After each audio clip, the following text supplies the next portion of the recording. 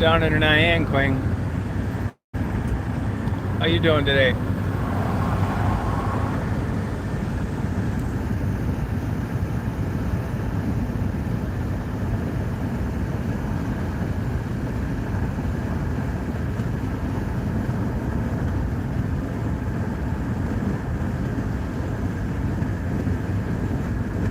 Hey, Philly.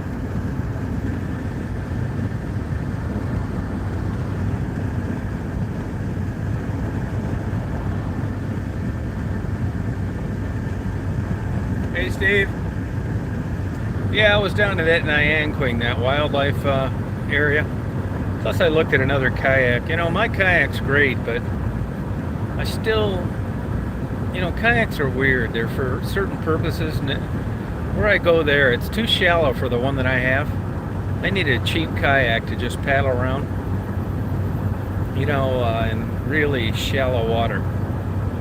I just couldn't get myself to pay $500 for a plastic thing that looks like a toy.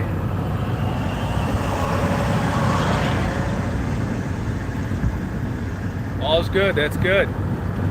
It's supposed to cool down on Friday.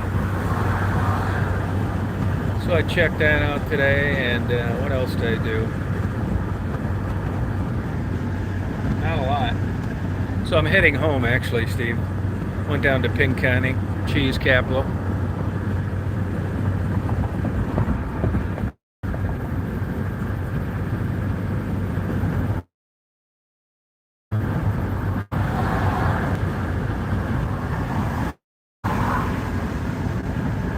Oh, thanks, Philly. Yeah, I'm kind of changing that program up a little bit. I just got a call from a guy from down there. Wanted to know why I'm down there lately. The crime is off the damn hook in Detroit. It's a culmination of reasons.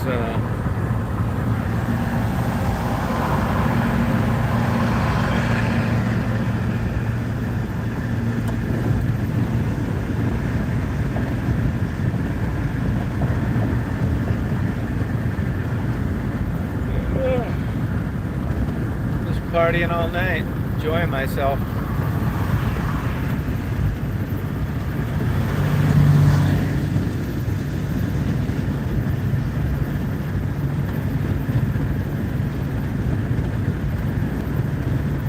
Oh, in Virginia, that's a nice state.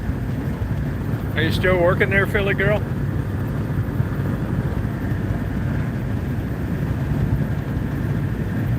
Oh, cool, Steve. That'd be fun. No, deader than a doornail. Big time. 8 o'clock, the ice cream place closes. Nothing is open there. Zero. Oh, Newport News. That's where Pernell Whitaker, I think, got hit by a car, isn't it? Newport News.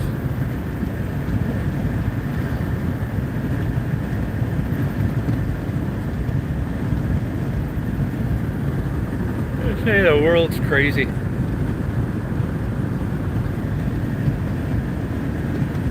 Okay, that's the only job in my life I ever left on bad terms, UPS. I hated working there.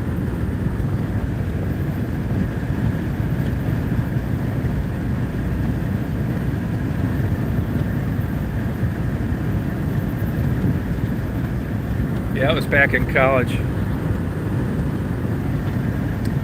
I was making $230 a week part-time with full medical benefits. And that was 1977. You think of that now and what a dollar bought back then. We all had new cars, no college loans.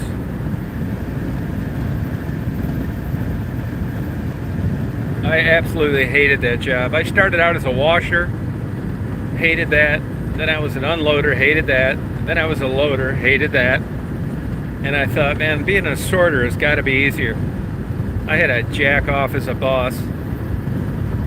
So I inherited $11,000, and it was during the Christmas season.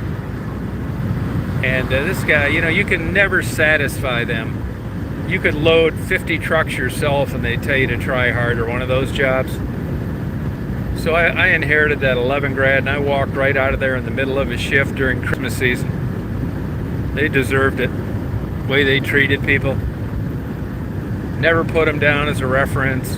Never told anybody I worked there. And when I was there, there were a lot of people working there that wanted to make a career out of it, and they were always hanging that carrot in your front of your face about driving a truck, which I never wanted to do. But you talk to guys that drive a UPS truck from being young till their 50s, it wears out all your joints. And God forbid if you ever turn in a workers' comp claim, I mean, they'll treat you like an exiled Russian. You got to be careful with them too. They're constantly spying on their employees. If they don't think you're a team player, they'll find a reason to get rid of you.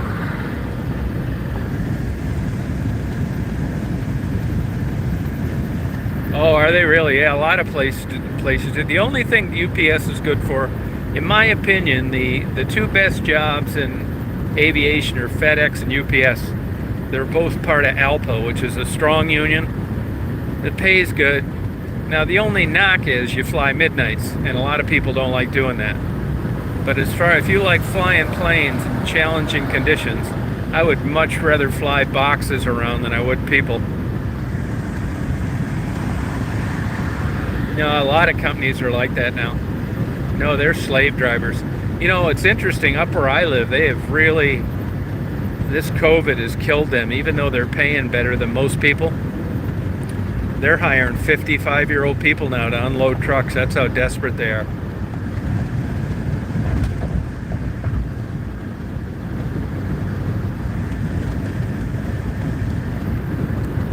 When you hired in, did you have to watch that film strip of Casey, the guy that started it all?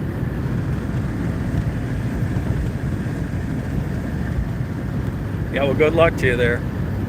Be careful, I'm telling you though. They'll find out you're on YouTube or Facebook or whatever. And they'll screw you every way they can if they don't think you're part of the cult.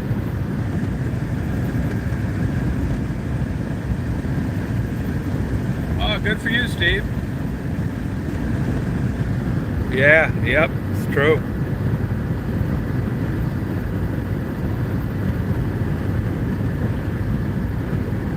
Like I said, God forbid taking some personal time off or a work comp claim.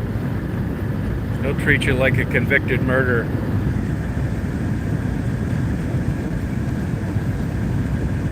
Oh, that's cool, Steve. That sounds fun. Yeah, I don't blame you. They do. They pay people to keep an eye on you. I remember the one I worked at, and I don't think you should be drinking while you're working, but they went in, there was a bar near the UPS thing, and they sent some people in there with hidden cameras and recorded a bunch of them drinking, and they fired like 50 people. Oh, thank you, Philly girl. You're in a good place. You should try it. It's fun.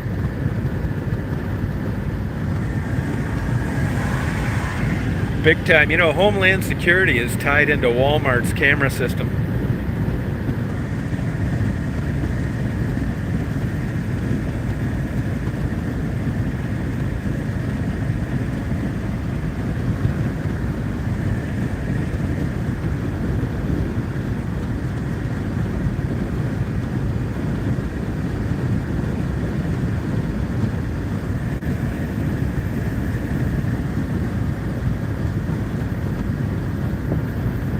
The good news is it's a company that's going to stay in business, so good for you.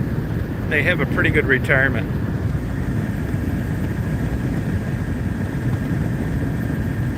Oh, okay. Oh, sorry about that. Hello, Amber.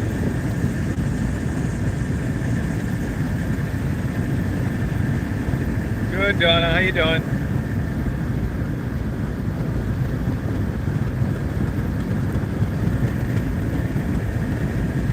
Oh, good.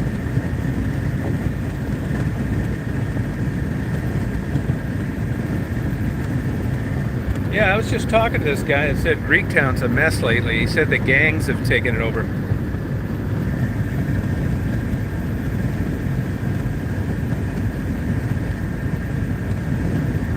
Oh yeah, things have changed, that's for sure. I remember flying with two guys in a Learjet from Columbus to LA. As soon as we got in the air, it was canceled checks.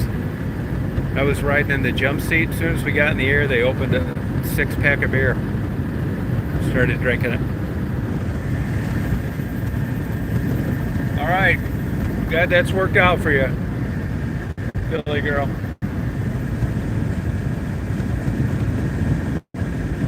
Yeah, I'm the same way, Amber. Yeah. Although if we didn't have a Walmart where I live, we'd be paying double everything.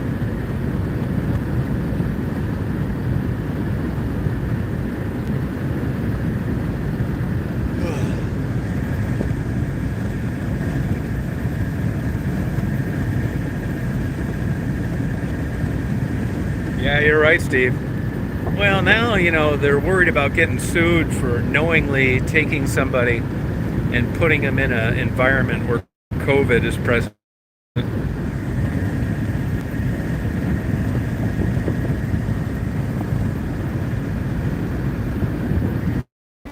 Philly girl, not that a man, but UPS is pretty top heavy with lesbians.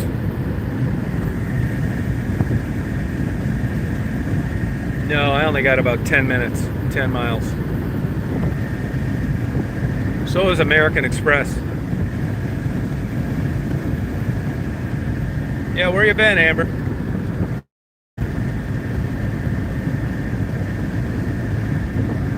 Yeah. When people asked me if my sister was a lesbian, I said yes, because I didn't want to like a brother that didn't like the idea of his sister being a lesbian. So I said yes, even if she wasn't one. So that's how I know this. And a ton of her girlfriends worked for UPS.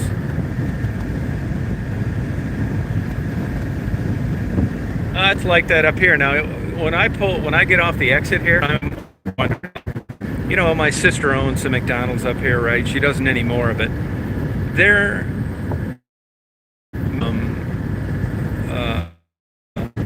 Memorial Day to Labor Day. You get a couple extra weeks in there, and kids aren't going to school. And that would get you through the winter. I mean, crazy numbers through the summer, not so crazy numbers through the winter. So now that, you can't get help and all these places are open about a third less than they were, I don't know how the hell they're going to make it through the winter. You believe me, you needed every damn dime you could get back in the good old days. And we're still a long ways away from what it used to be. Like, I went to Dallas the other day and, did that kayak thing. I didn't see one car the whole way over there. Even early in the morning, in a summer resort town, I didn't see anybody until about 5 in the morning. Where before you had bars closing at 2, pizza places open late. That's all over.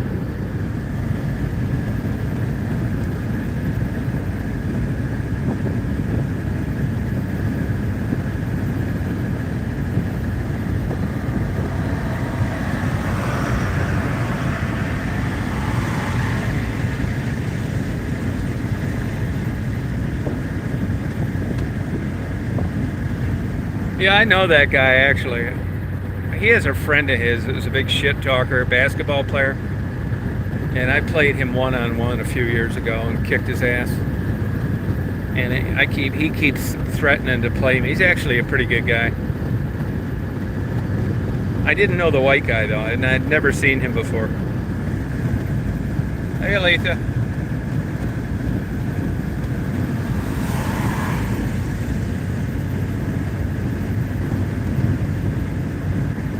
Yeah, UPS may have changed their way of treating employees. I don't doubt that it's gotten better now because of a, competitive labor pool. But man, when I worked there, I hated that place.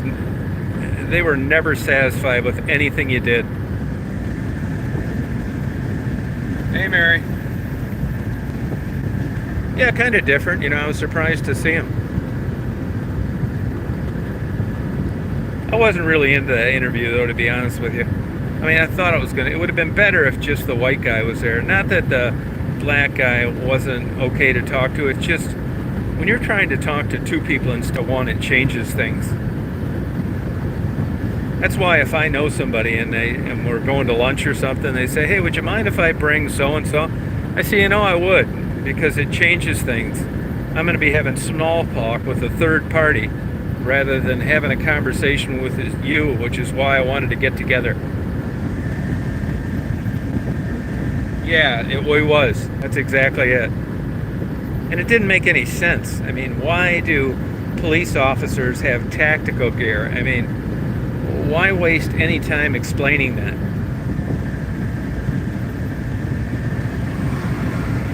Yeah, you're right, Steve.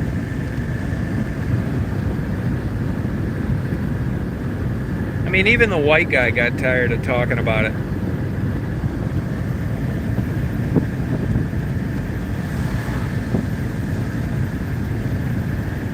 Well, what about my channel? What'd you say about it? No, yeah, no way.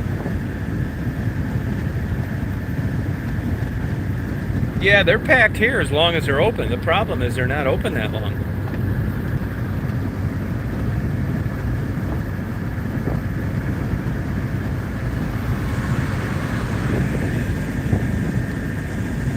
Oh, what did you ask? Did you ask me a question, Lori? I didn't catch it.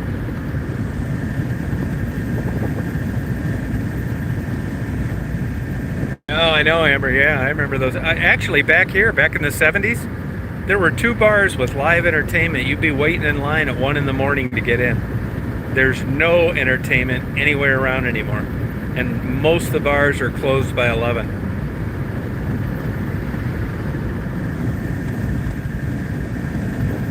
Oh, thank you, Lori. Yeah, Kyle, sure do.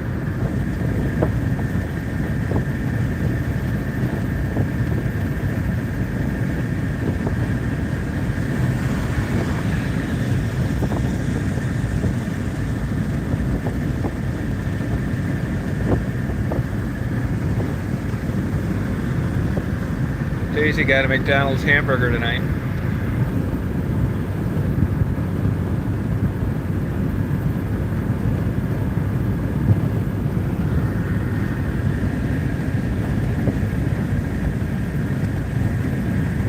It's been open. It's been open for a long time. They're still doing some. I think it's all finished now. I didn't, because there was construction down around south of Sterling near Pinconning, and I think it's all fixed now. I don't think there's any construction.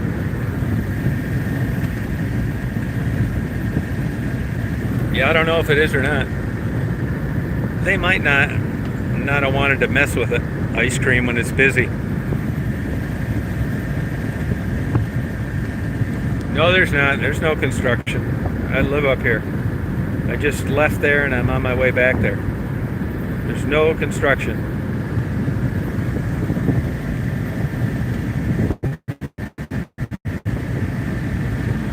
Yeah, I worked at General Motors for a while in Ypsilanti.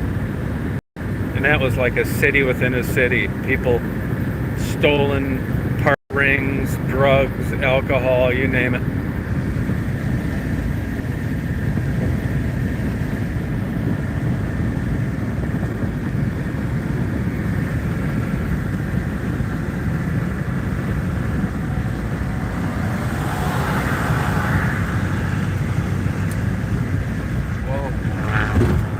People just hit a deer. They just hit a deer.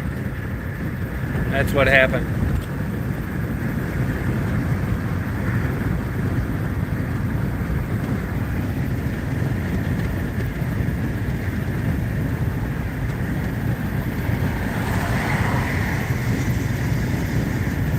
That's all finished, Kyle. It's done. It's over. That was a couple weeks ago.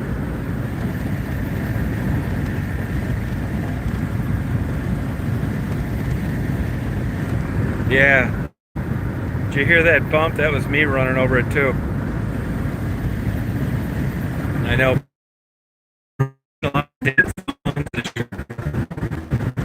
I know guys that worked in McCall Steel that didn't do a thing, and they worked double shifts. They'd build beds inside their lockers where they just sleep 16 hours. No wonder they went out of business.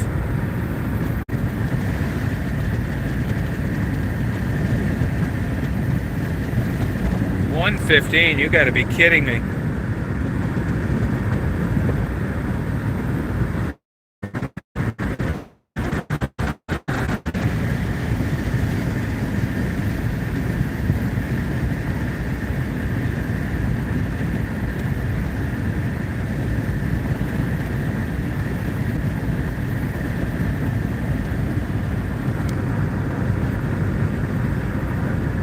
No, the entertainment was gone before COVID.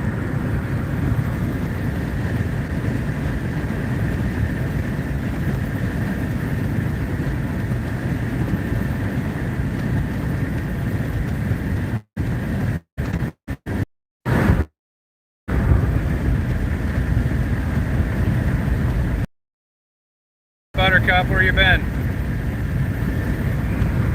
Too hot. I'd kill myself if I have to live in that. I hitchhiked a lot when I was younger. I remember getting dropped off one time in Katy, Texas. It took me forever to get the hell out of there.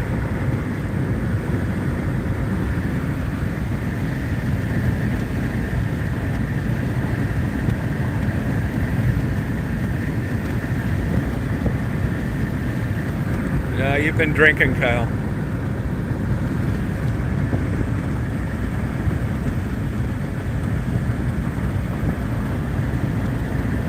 Yeah, I'll be home in just a couple minutes.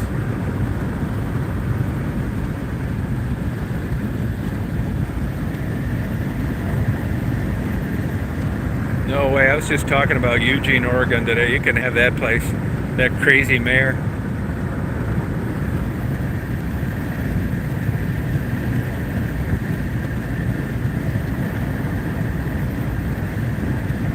Oh, good for you, Buttercup.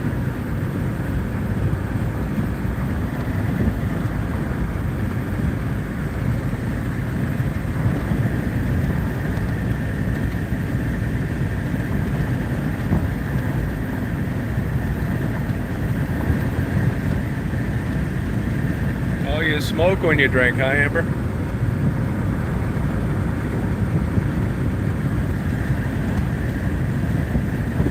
Oh, good for them. It's cooling off nice tonight, though.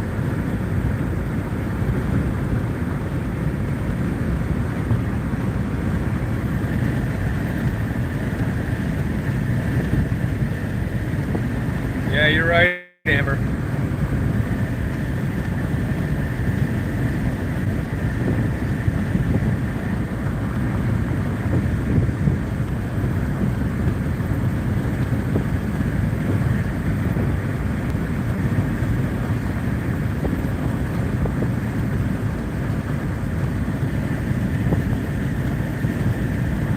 Yeah, I mean, I don't blame them in a way. I mean, that's Facebook at least, there's self-accountability on Facebook.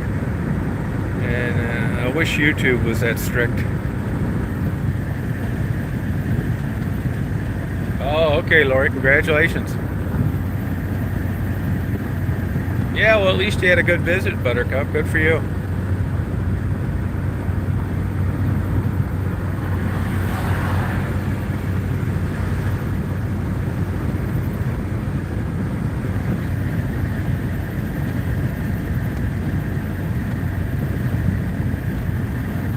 Hey, Lulubelle, you deserve it, Amber.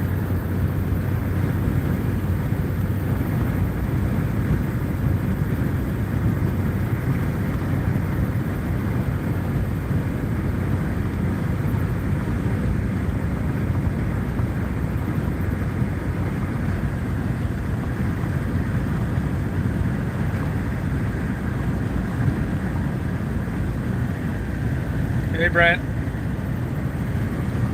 For some reason, I did this last week. I got some Coors Light. I think I might go in and get a Coors Light tonight and pick up a 6-pack of Coors Light. I like those like 16-ounce aluminum cans. I don't know why a Coors Light. Maybe because it's hot out.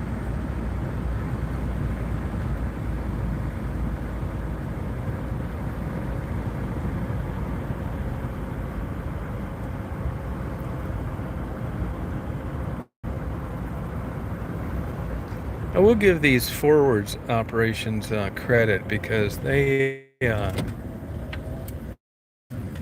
people like to easy on, easy off, be able to see really well, and boy, they sure offer that.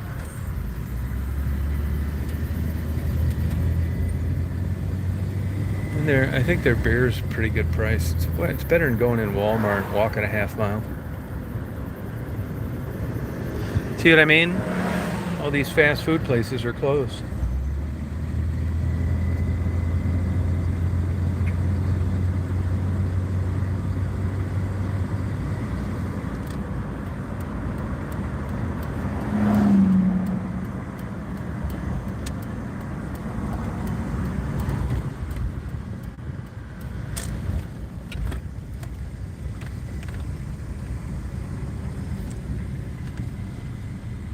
Yeah, Hoover Dam's cool.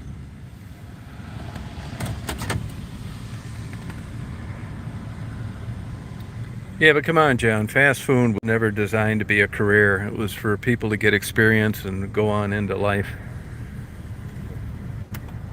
Nobody was supposed to work there 35 years. It's a non-skilled job.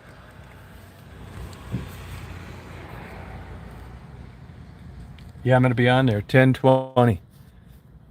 You know, evidently there's people that I've unblocked from the list, unblocked from chats where they were blocked, and they still can't get on mine for some reason.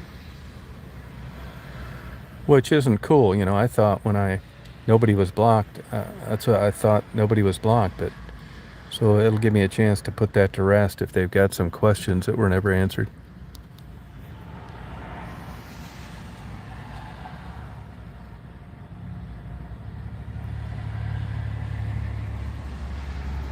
What did Heatwave say something?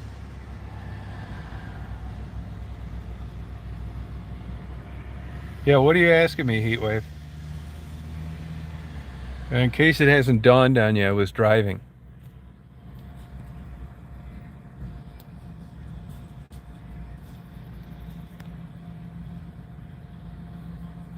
Yeah, light beer's not that much calories, Buttercup.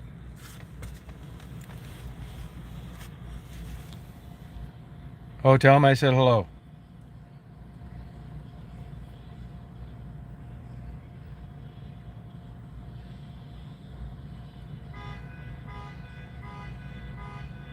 Hey, salty girl.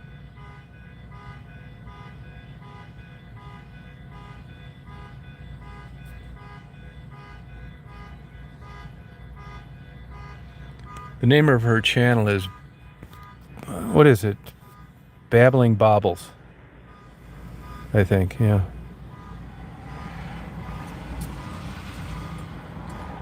No, you can't like be watching this thing like when you're sitting still like I am right now. Daisy's watching. Hey, Sylvia.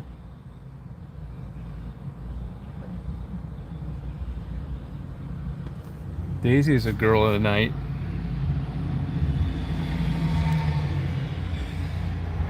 Mary's right. Daisy's down for everything.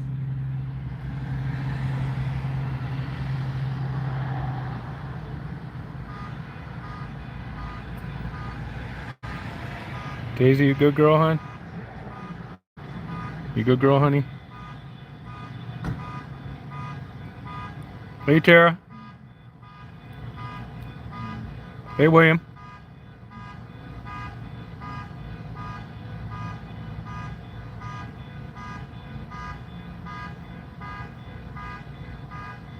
Hey, Daisy's such a chill dog. It's crazy. You could have two dogs snarling and snapping right outside the van. She'd just be just like this.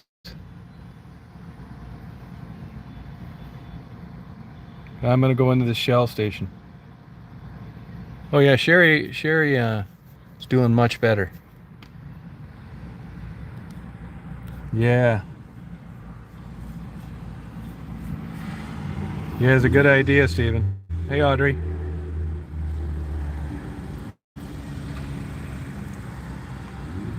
Yeah, I haven't had a snicker. I just talked to Tassie today. Just talked to her today. She's doing fine. Actually, I'm going to upload a video. Tassie's birthday is coming up the 6th. She's going to be 33. Staying clean, working like a slave. Yeah, she's really doing well. Oh, good for you, Steve.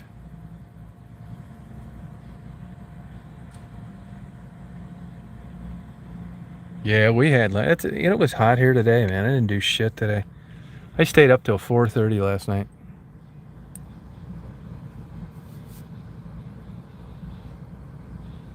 Yeah, good for you, Amber. I hate the heat too. Oh my God, 94. It was 83 today, but the humidity was really high. Yeah. It was lemonade and Pornhub.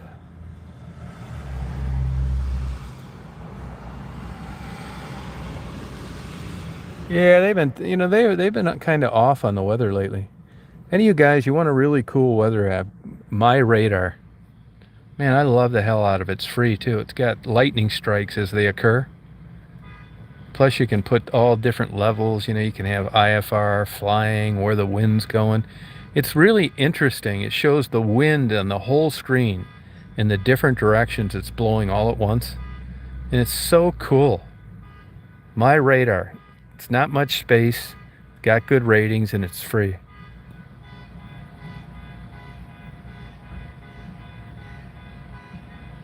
Yeah, it's a good idea, Steve. Yeah, Tassie's doing really well. I'm gonna get her a birthday present, and I'll tell you, of all the things that I've done, if not one other thing happened in my channel, I was just nothing to do and bored with photography, and I just kind of started interviewing people just out of, I was curious how they got there, and I didn't know if they'd talk to me. And if you look back, Tassie was one of the early interviews, and the notion that I would meet somebody under those circumstances and stay in touch and be able to help out and see her do well is just honestly a mind blower to me. Everything else pales in comparison. Tassie was a young working girl in her early teens, out there walking the streets. Her mother died of heroin. And if you see her early interviews, I would have given you 50 to 1 odds she wouldn't be alive any longer. And many of those girls are dead from back then. And you ever notice nobody's ever talking any shit about Tassie? She doesn't have any enemies or coworkers like her. You never hear anybody talk down about her. She's as honest as the day is long, and I'm just so lucky to be able to be a part of her life and, be there for her if she needs help, gladly. Like I've said before, Tassie has a free pass with me. I don't need to know why, how much. You don't need to pay me back. I'm just so glad that this has worked out this way. And after all, if it wasn't for interviews like Tassie, we wouldn't be talking right now. That's not much of it, but it's in my mind, and it's true. I mean, how can you just get lucky like that and not recognized how your channel got off the ground? It just wouldn't be cool. So it's a no-brainer for me to help her. Well, I got her back for sure. Oh, super genuine. Yeah, I 100% do. And it's kind of cute from Tassie because she calls and says, I hate asking, and I know she does. She called me today and she said, I hate asking. You help me so much. It's like, how much? And she'll start to explain. I said, you don't need to explain it. It's no problem. I'll send it in 5 minutes. She always writes back, thank you so much. And I couldn't be happier. Really, I'm glad to do it.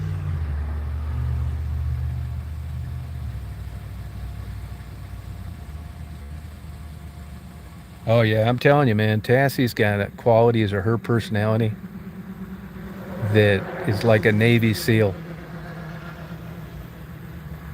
Yeah, Tassie's a unique, charismatic person.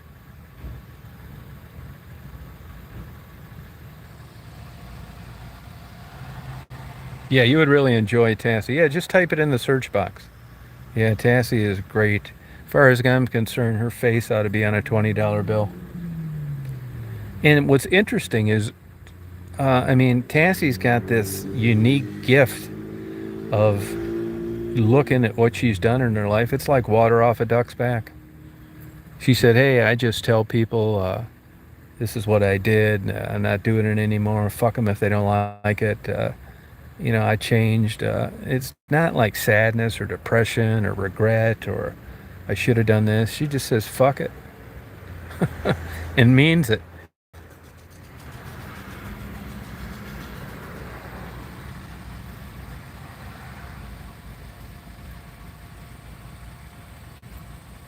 Oh, speaking of that, Rita emailed me today and said, did she lose her wrench? I mean, look, that would bother me too. But for some reason, um, wrenches just disappear once in a while. I don't know why. It happens. So, and I said, no, I didn't do it. And I went and looked, and sure enough, she was not a moderator in the box. So she needs to come on for me to do that, which I'm more than willing to do. I emailed her back and said, hey, you can text me and I'll do a live so I can do it again. I don't know what causes that, but I'm not playing games, but it's happened before. Yeah, and speaking of that,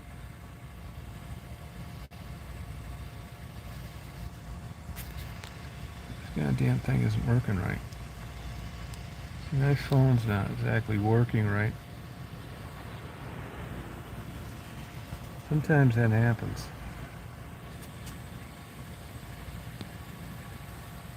Yeah, totally authentic. Yeah, I love Tassie. Hey, artist.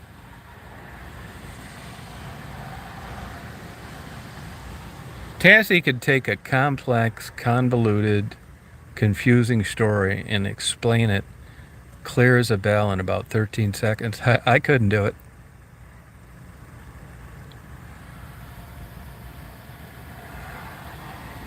Yep, Buttercup got one. Maddie's doing fine. She's out there. I had a couple people call me on Maddie today.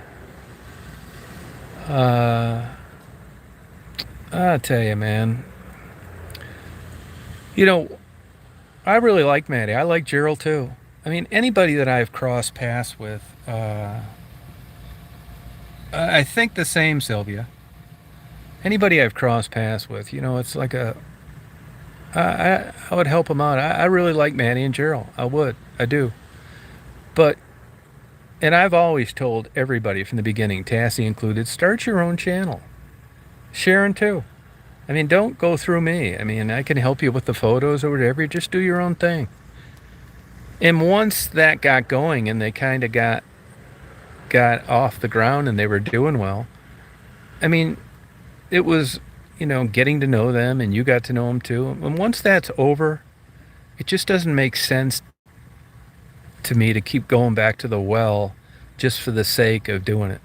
I mean, you know everything there is to know about Maddie and everything there is to know about Gerald, and they've got their own channel.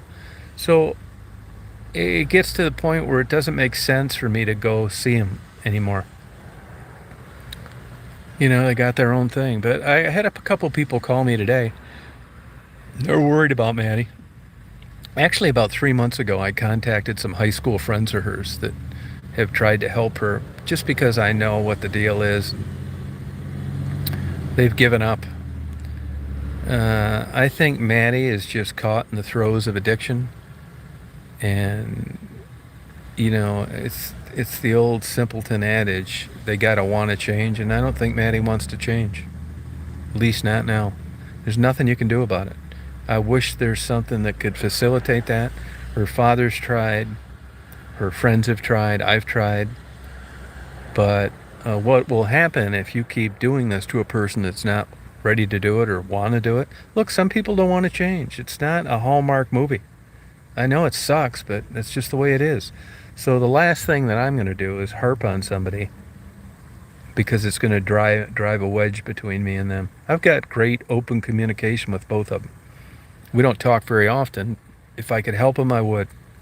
So what's going on there? I think you're witnessing the perils of being a drug addict and what heroin will do to your mind.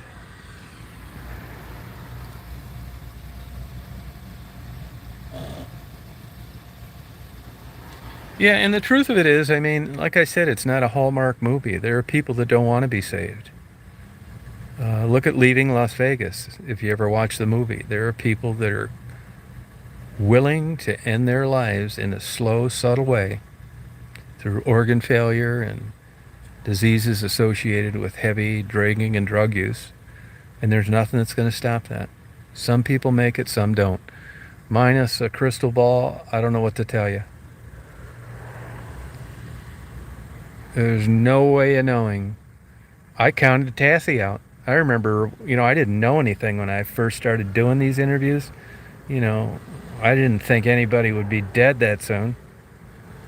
And here old Tassie's still ticking. I would have, if you'd asked me though back then, I'd have given you 50 to 1 odds that Tassie would have been long gone.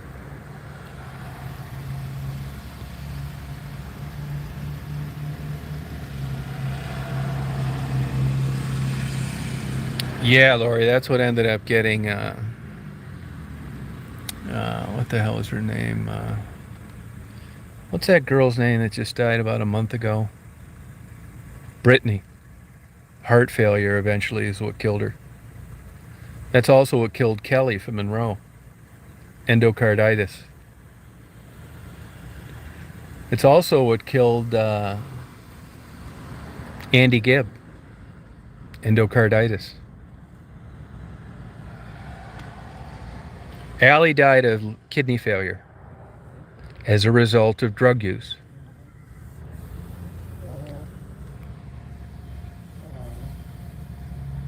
Oh, okay, Laura. Well, endocarditis, so is myocarditis. They're both treatable, but you got to get clean to treat for it, and that's the problem. You can fix it.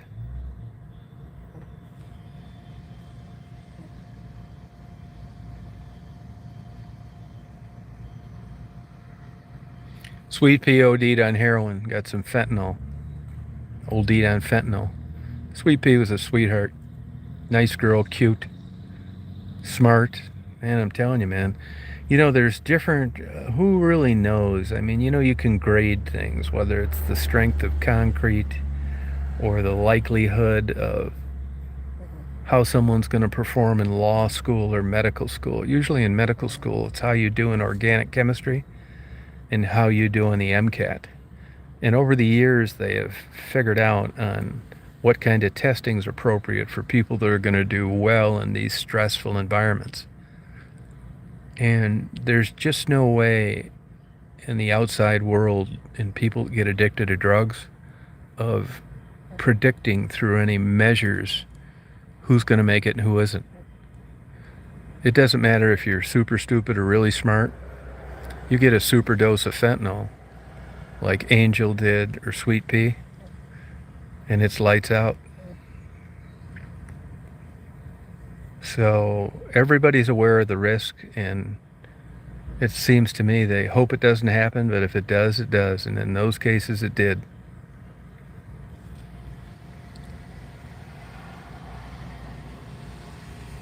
Yeah, there's similarities, yeah. Do you guys remember about 15 years ago when 2 Dearborn Heights police officers overdosed on fentanyl in their garage after they got off on an afternoon shift? That's what got those guys, fentanyl. So, I mean, this cuts across the board. I mean, prostitution, you hear about it a lot, but it gets professionals as well. Look at Seymour Hoffman. Look at Tom Petty and Prince. Both those guys were killed with fake Vicodin.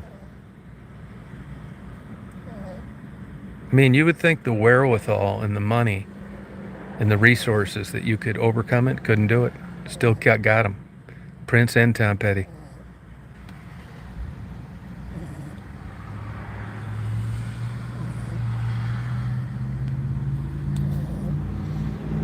And here's the crazy thing, is if that's not sad enough and shocking enough, I know girls who've had roommates that have died from fentanyl overdoses. And you know what they did the next day? They tried to track down the guy that sold it, chasing that good high, and they were just going to take a little less of it. This is the thinking of an addict. They were trying to locate the guy so they could buy some from him and just take a little less.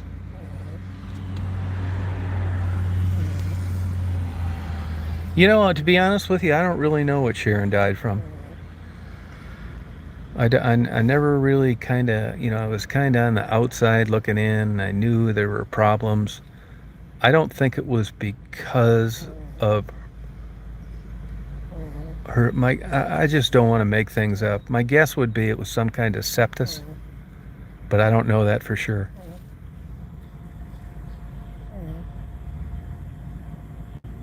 Oh, big time.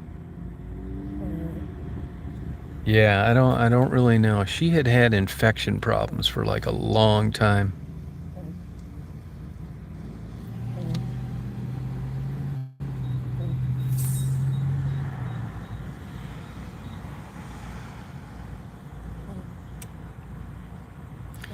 She was actually a sweet girl.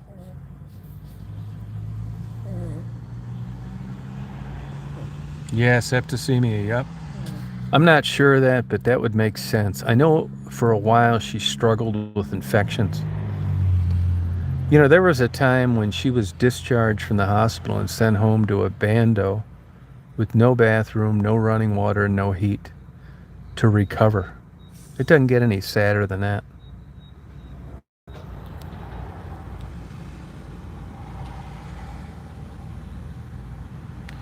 You know, Steve, I don't know about that Worshey thing. I really haven't looked at the evidence. I'd have to see the evidence, you know. It's very difficult being successful suing the FBI because you have to prove negligence because they've got immunity. It's a super difficult hurdle. My guess would be they'll probably never see a dime. I don't know what the circumstances are, and there's a statute of limitations issue there.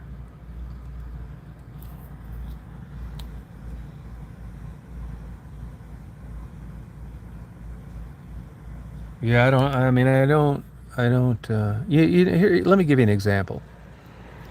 I'm friends with a doctor up here, and he's got a friend that got nailed in that opioid deal where they nailed that guy out of Troy. They ended up indicting about 9 or 11 doctors from Michigan and Ohio. The one guy got, I think, 21 years, the head guy, and then the guy that he knows, a neurologist, hasn't been sentenced yet, but he was convicted.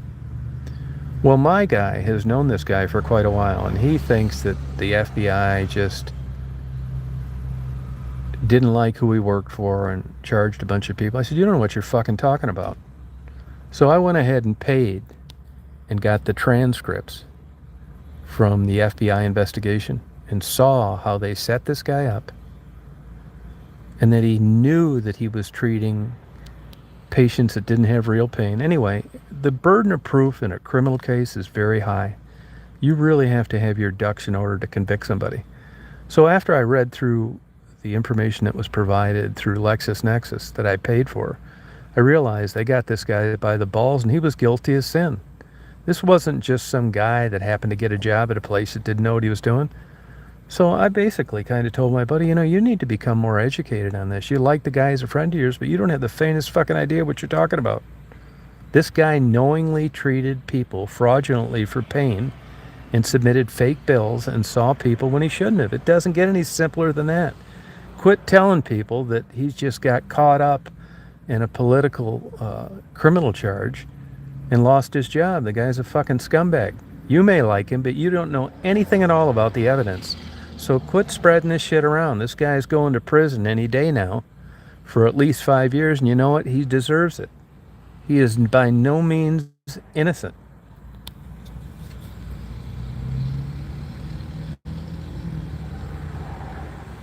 Yeah, I mean, most of these people, so this Wershey thing, minus looking at the evidence, you can't believe what the media says, although they do a pretty good job. You can get copies of the complaint, and you can always take the time to go through the transcripts.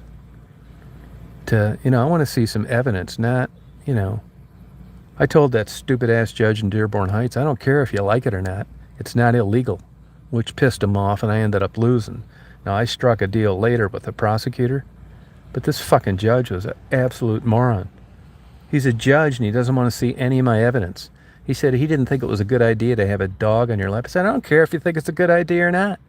This isn't a popularity contest, and you're not a legislator. It is not against the law, you fucking idiot. God damn it, man. This guy's a judge. He said he didn't care if I didn't like it. If I didn't like it, go appeal it. What a douchebag.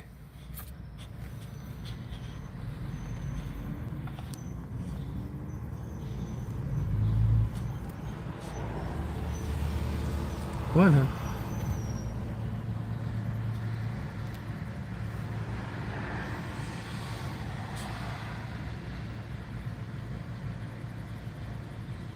Yeah, I mean, what the hell? And this guy's a judge?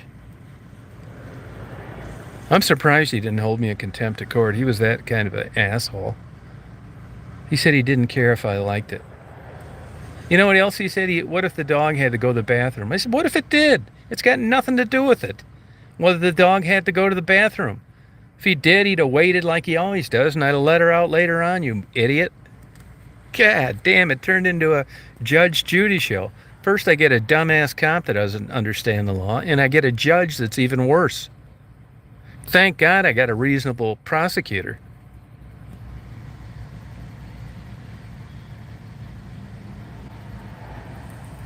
What a fucking idiot. It's that Italian guy in Dearborn Heights. What a complete douchebag. The other guy is a gentleman because, everything's on Zoom now.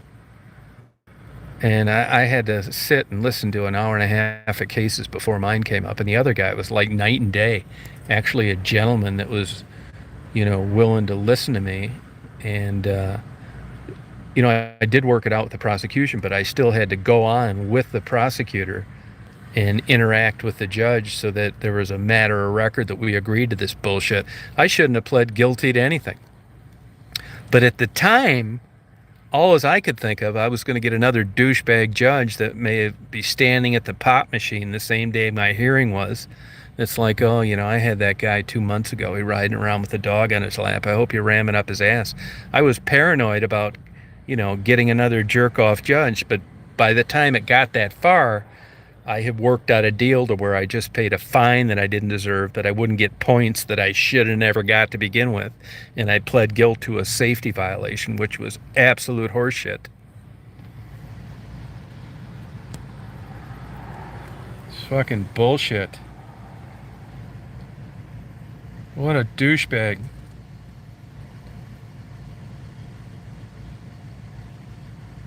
Oh, you look 45? Oh, okay. Oh, really, Stephanie? Wow. No, it was super frustrating. I've been sued by judges before. You can look it up on Google. Ravary, R-A-V-A-R-Y, versus Reed, R-E-E-D. It's limited privilege for private detectives. That was $78,000 in 1986. It's like, wow, you must have had a lot of money. No, I didn't. I had an insurance policy. And actually, I wouldn't have had it, but when you went to work to do work for companies, they made you get one and list them as an additional insured. So you got the policy for other people in case you fucked up on one of their cases. So when this judge sued me, I just turned it in as a claim on this policy that I wouldn't have had somebody not mandated it is a requirement for me to do work for their corporation. 78 grand. I actually got held in contempt of court. Susan Borman. I hope she rots in hell too. I got an emergency stay through the Court of Appeals and ended up beating it in the Court of Appeals. More bullshit. Here you got one judge trying to jail you, and another one said it's all one big misunderstanding and let you go. I mean, it doesn't get more fucked up than that. Oh, that's okay. I don't care, Fruit Loop.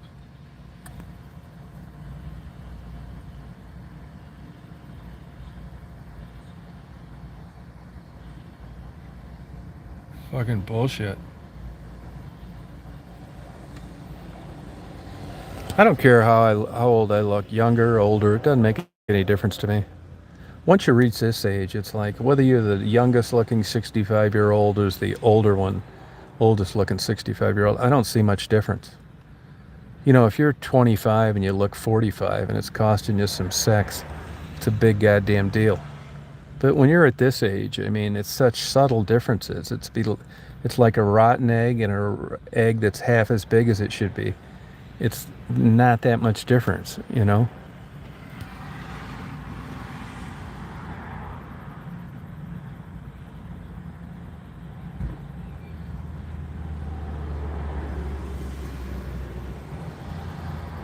Yeah, I don't give a shit about it.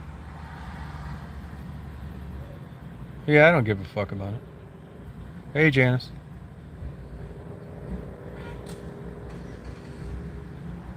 Yeah, you're not outrunning a bear, no way. A bear can beat a racehorse in a 100-yard dash. There's some good YouTube videos on there, how fast a grizzly bear or a black bear can run. Go look at them. When a damn bear, a big-ass old bear that's kind of waddling along, you think this thing would have a heart attack if it ran. You see them run down healthy adult deer, kill them, and then eat them. You wouldn't think that'd be possible when you see how fast a deer runs.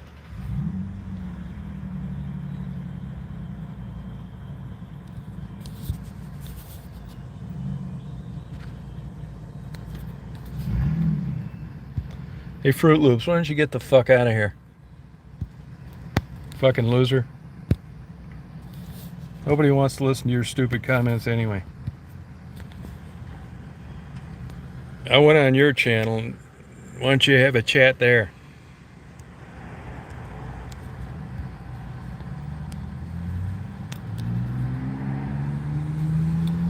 Yeah. It's a private channel. Get lost if you don't like it.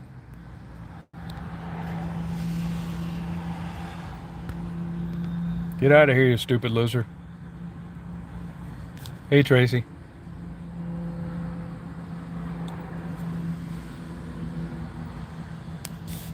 I tried to block that motherfucker, but I couldn't do it.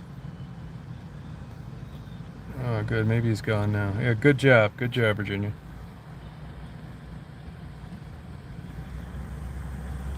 Hey, Tony.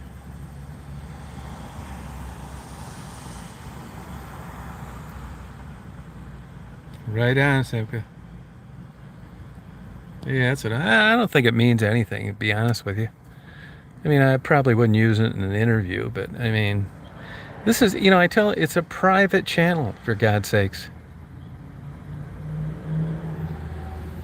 Hey, Penny.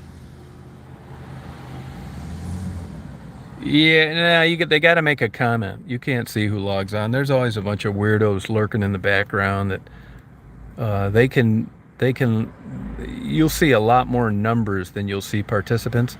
That's because they're watching, but they can't make a comment because they've been blocked. These insecure losers have nothing to do with their paranoia other than just listen to what I have to say so they can try and make some crazy, stupid, poorly spelled grammatical slaughtering of the English language with some dumb video tomorrow because they couldn't contribute to the chat. Yeah, moderators, yeah. Yeah. And besides, swearing isn't literal anyway. I mean, it's just such a dumb argument to get into. I mean, you know, I won't swear on your channel, but I'm going to swear on mine.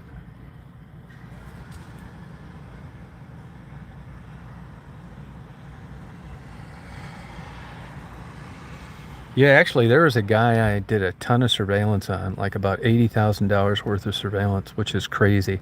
Usually it'll be like 3 grand, maybe 5 grand for an insurance company.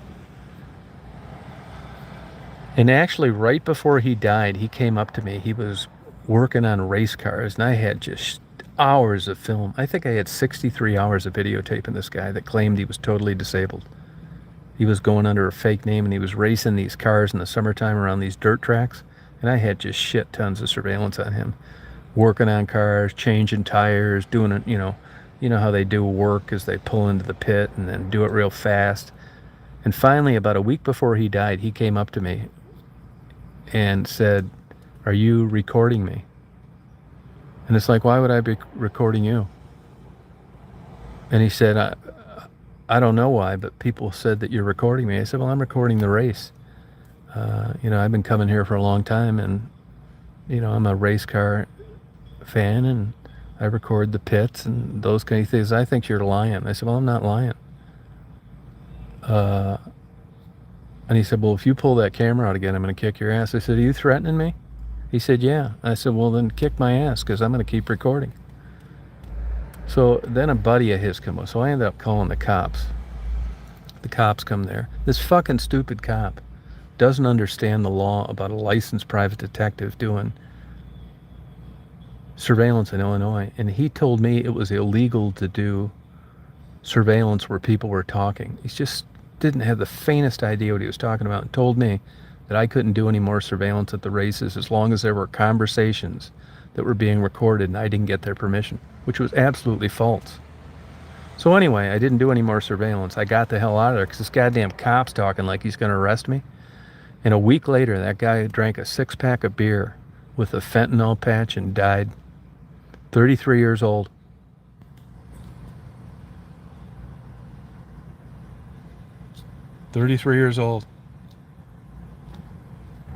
Yep.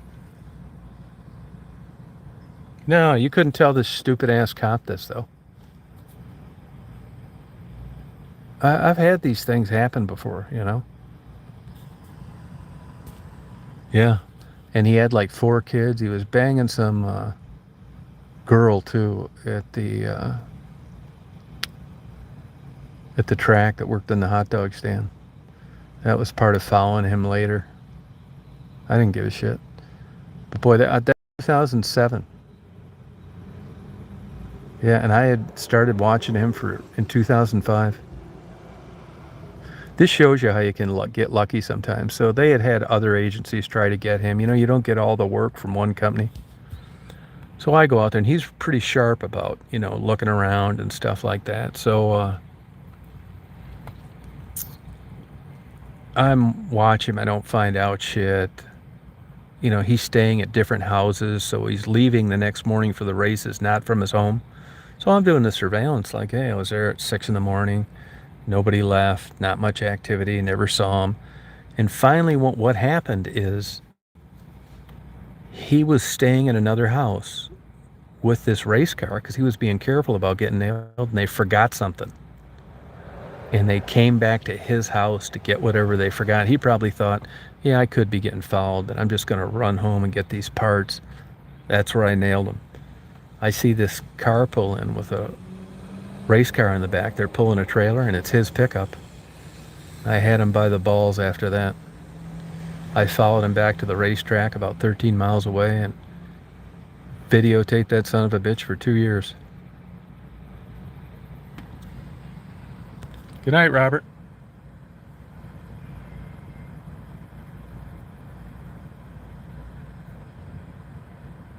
So I got lucky.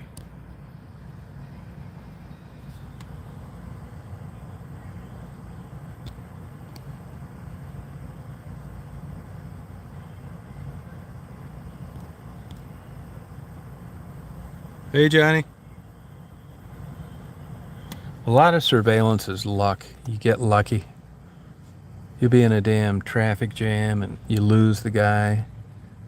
And you speed up, you can't find shit, you give up, you can't find him after an hour. Then you pull in a fast food place and there he is eating in the dining room. I've had more stuff like that happen. I've also lost people that way too. 56. Wow.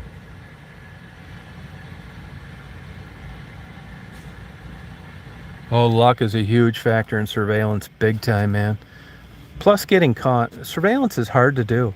You know, when the federal government does surveillance, that's why they use GPSs when they can. It's hard to do surveillance. You know, like this van is equipped so the engine can be off, but you can still heat it. And I would break down like in front of their house. A lot of guys get caught following people needlessly. Depending on what their complaint read, sometimes I'd just park in front of their house and never leave. It's not worth getting caught watching them go to Walmart. I want to catch them cutting the grass or painting the house or playing with their kids in the yard or bowling. My goal was to get them out of their restrictions. If you've got a 3-pound restriction and I catch you bowling, you're screwed. If you claim you can't bend past your waist and I get you pulling weeds, you're screwed. Hey, Rita. Oh, here, I'll fix that. I don't know what happened to your wrench. So my whole goal during surveillance was to get people out of their restrictions.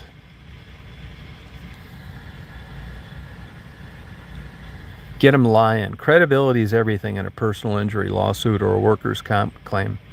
When I catch you lying under oath, your value of your case just went way south.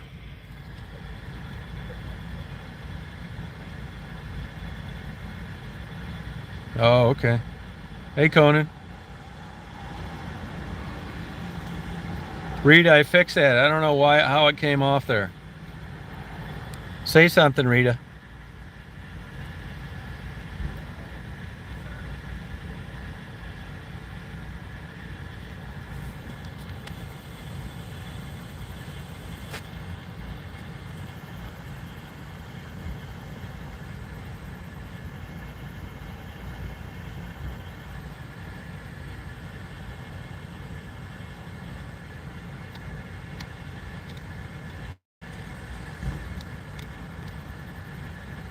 Yeah, that's where the money was at. I mean, I did other things too, but that's where the money's at in PI work. There's no money on following husbands and wives and accident reconstruction. I made a lot of money hunting people down, locating people. You know, I'd get involved in trials sometimes for the defense, trying to find holes in people's story.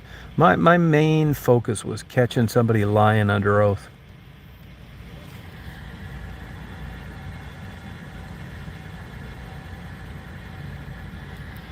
Well, mine were mostly boring. I mean, I probably followed 25 people fooling around, caught probably 10 of them, which was high odds. You know, I've been threatened a few times. Guns pointed at me. Usually it was just being in areas that were not that good to begin with. I've worked on police brutality cases. Mainly I work for the defense because their ass is getting handed to them and I can only help. The system favors the plaintiff.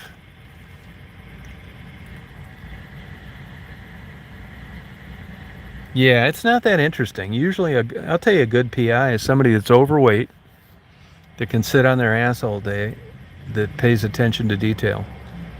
It's not how TV shows portray people.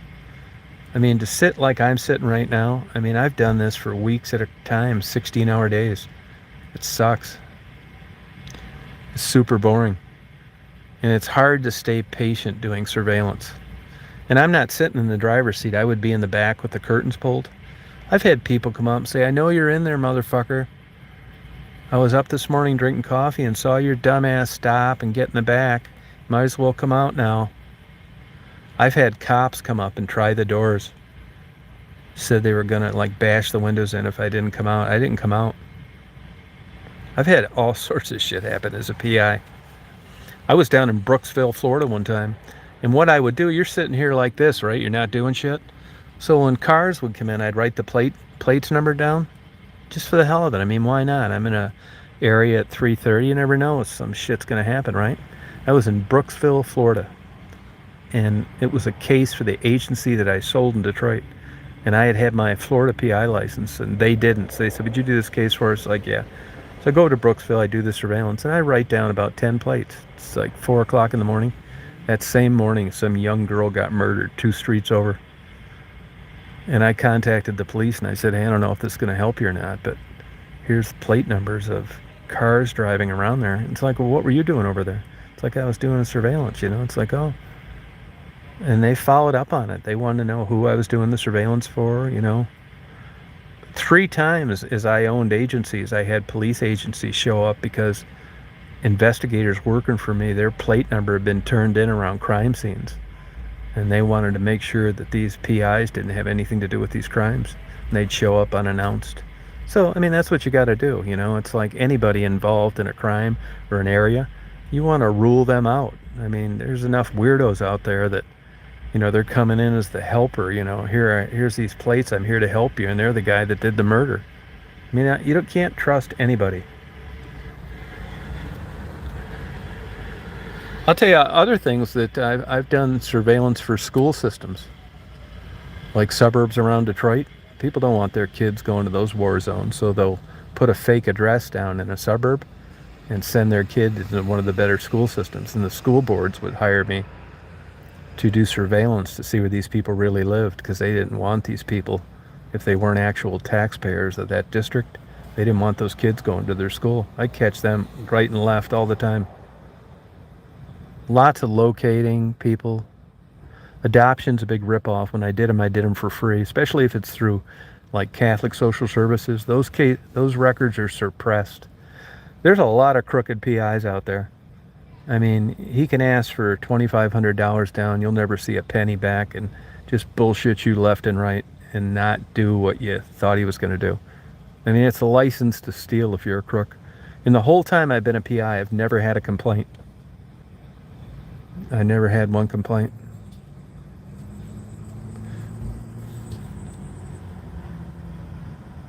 Yeah, schools do that. It's a big deal. If you've got a nice school system, you don't want a bunch of riffraff showing there, particularly when their parents aren't paying taxes and they're perjuring themselves, lying about where they live. Yeah, you better believe it, school systems do it. Especially if you got a nice school system and you got Detroit kids trying to infiltrate it for nothing. Oh, thank you, family.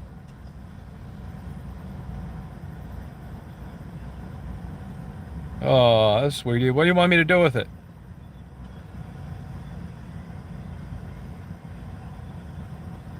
No, Jabo, you can't.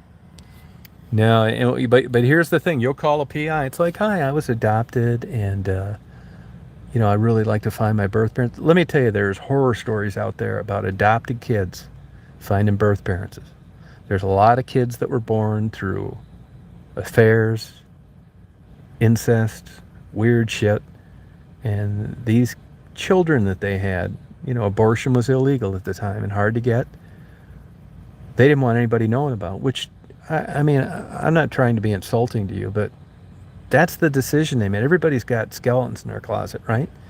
So all of a sudden you'd be onto this plan B, this second life, this big secret, this baby you had that nobody knew about. All of a sudden a knock comes at the door. It's like, who are you? It's like, I'm Jabo. It's like, can't figure out where I know you from. It's like, you're my mother. And then it's a whole can of worms. So I understand why people's privacy is protected. Now, what you can do is you can petition a judge to look at those records for medical purposes, but you're not getting any identifying information. It's not happening. But you can go to a PI. I'm Jabo. It's like, I say, hey, Jabo, I can help you. That'll be $3,000 down. I said, these records are suppressed. I'm going to have to really go into some, difficult, hard to get sources, and it's expensive. And I'm not guaranteeing you that I'm going to find your parents, so you need to be prepared for that. Well, once you agree to that, you're fucked. I got your $3,000. I make up a bunch of bullshit. Everything's a dead end. Before you know it, you don't know any more now than you knew before you called me to begin with. Not only do you not know your birth parents, you're out $3,000. Happens all the time. There are more crooked PIs out there than you'll ever imagine. Just full of shit. Actually, I was thinking this last time that I got my license, auditing private detective companies. because I could see through this shit a mile away. A lot of times when I would get a new client, they would give me cases from private detective firms that did the case before I got it. And you could just see these people are full of shit. There's a lot of detective agencies out there. You can't do surveillance successfully in a car. You may get away with some light case, but you're not sitting in a car in a neighborhood all day with the engine running and not somebody tipping them off. But there's agencies all over. They just send somebody out with a camera in a car and hope for the best. You cannot do it successfully. I mean, right out of the bat, if I audited detective agencies, I want to know what kind of vehicles you're driving. And I'm going to go out and check on you on some surveillance. And if you're sitting there in a car, they might as well just write the agency a check and forget about it, because the likelihood of them getting good video is pretty damn low. You have to have a van.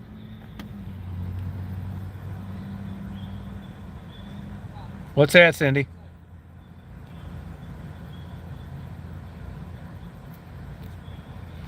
So I just, once in a while I would try and help someone on a birth parent issue, but I never charged for it.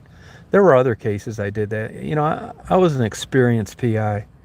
I mean, I've done just tons of PI work. And I know when you come to me what the likelihood of success is, and if it's just too low, I made a ton of money as a PI. So, maybe I wouldn't have been so squeaky clean honest if I was on the verge of going broke the whole time. It just worked out that way for me. Human behavior, you can't trust it. So when I had some poor sucker that didn't know shit, and I knew that the batting average was low, I did a lot of stuff for free. Not tons, but when it presented itself, I did, because I thought this would be just fraud to charge this poor ignorant son of a bitch anything, because I'm going to need to get lucky for a positive result. So they couldn't complain if I didn't find out shit. I found one guy's mother who'd been missing for 40 years. She was living in London, England, from Hamtramck. This shows you how shit luck. Let me give you an example how things work. So they'd hire PIs before. They thought she was dead. Couldn't find a death record. I'm playing basketball at St. Christopher's Church, 1985, over near Herman Gardens in Detroit. One of the guys I'm playing against is a senior manager at the Social Security Administration. Now, this was before all this bullshit got in a lot of trouble. And I'm talking to him, and I said, hey, I'm trying to find this lady. It's this guy's mother. They haven't seen her in ever. Long story short, he ran her through the system. She was getting her Social Security checks sent to London. Anyway, I found her, didn't charge him. They reconciled, and they had a great relationship up until about 8 years later when she died. She had come to the United States, and he had went over to Europe. And as it turns out, she was just mortified under the circumstances where he was born, and just decided to say screw it and left. That's not uncommon, by the way.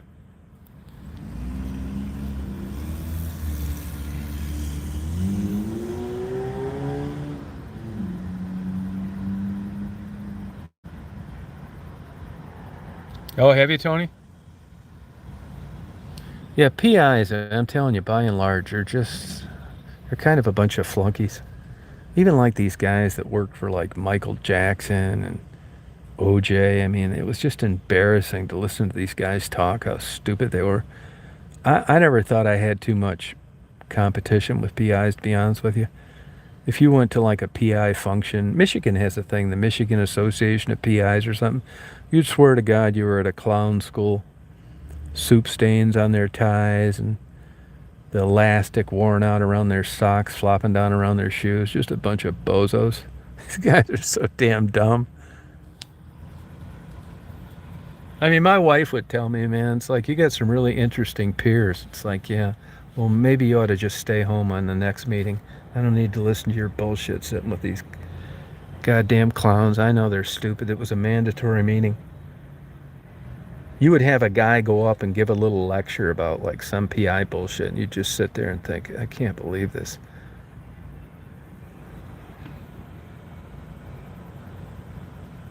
Yeah, there was a program. I'm glad you brought that up, because there was a program in Michigan for a while where if you were a birth parent, you could send your stuff to the state.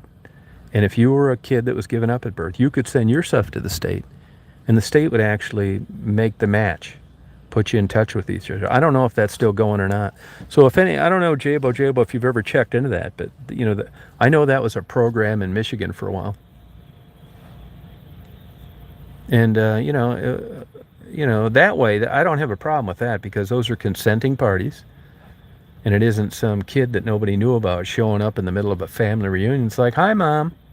It's like, I think there must be a misunderstanding here. It's like, you're my mom.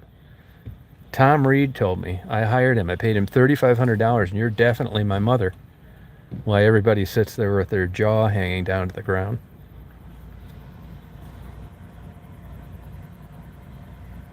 Hey, Gaspard.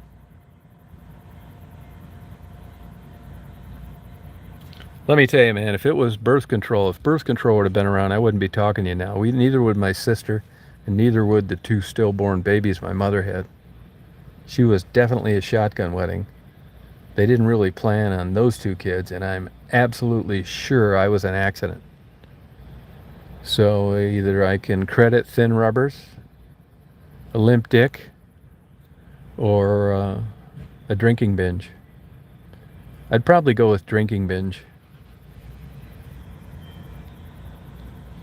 I'll bet you money my parents were drunker than hell when I was conceived. I'll bet you too. I wonder sometime about like depression and stuff, and if it had to do with like being drunk all the time and smoking while you were pregnant. I guarantee you my parents didn't give 2 bits of caution to the wind on that. Mexican drag race. 4-stroke with headers. No, I bet you, man. I bet you money. My dad was a lot older than my mom. This shows you how my crazy-ass sister, who I don't talk to up here, she told me about 8 years ago, she said, this is how nuts she is. She said, I got something to tell you. And she wasn't an alcoholic or a druggie, just a fucking idiot. She said, I got something to... Now, mind you, I didn't know anything about this, right? Now, I wasn't close to my parents at all, so it didn't really bother me, but it just shows you the level of logic sometimes in people. She said, well, I got something really I want to tell you. It's like, what's that? She says, Mom was fucking the landlord when they were living in the house next door before they bought the one you were born in. It's like, oh, okay. I'm thinking to myself, oh, great. Yeah, thank you. Well, so much for the June Lockhart story. It's like, can I ask you something? She said, yeah. I said, what were the circumstances? She said, well, your dad wasn't giving it to Mom, and before you know it, this guy was coming over and visiting, and they started having sex. I said, how do you know? She said, I overheard him on the phone. She's 16 years older than me.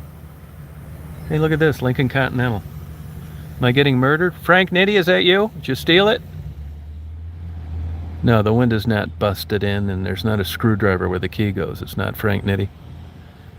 But why would a sibling tell another sibling a story like that? Yeah, my mom was getting banged by the landlord. Great. That's a real warm and fuzzy feeling. Was it doggy style, missionary, bondage? Look at this thing. Hey, how many miles you got in that baby? 40. That's it? Yeah. What'd you inherit it? Not mine. It's nice. Yeah. Hell of a smooth ride. All the guys seem to love it. Yeah. No, hell yeah. They don't know. There's no car that rides like that now. Those seats, man. First I know. in that seat, I was like, oh. I know. It's like a recliner. What do you get, about 9 miles a gallon? Probably. I don't even know. Yeah. Like I said, I'm just borrowing it for a little bit. Are you lucky, dog? Yeah, it's pretty. Yeah. Borrowing it for a little bit. Yeah, I'd let her borrow the Astro van too. Lincoln Continental. 40,000. Yeah, she's really nice. She's a cute older woman. You watch, I'm going to show you old Big Balls Reed. You want to know why I got that big giant hole in my seat? When she comes out, I'm going to offer her to let her use the Astro van if she ever needs it. I'll show you how to be suave.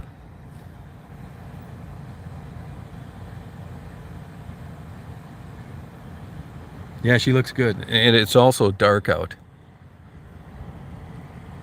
But she looked better after a couple of these Coors Light I'm going to buy. She left the lights on too. She's borrowing it. It's probably in there getting a big bag of Magnum rubbers. Watch old Smooth Reed lay this on her. I'm going to show you guys. I'm going to show you how it's done right here.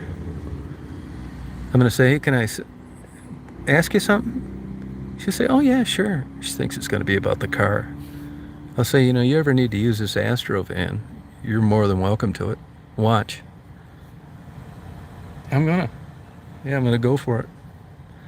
And then if she says, oh yeah, right. I'm going to say, hey, I bet I know what you were buying in there. She'll say, I bet you don't. I said, yeah, I do. You were in there buying some rubbers. Watch. This is all going to go, the whole rest of this conversation is going to go based on her answers. If she says, oh, thank you, you know, I really like an Astro van. You have a good night. That's the way it'll go. If she says, yeah, you're right, you old pervert. I knew I shouldn't have said anything to you. She's borrowing it. Yeah.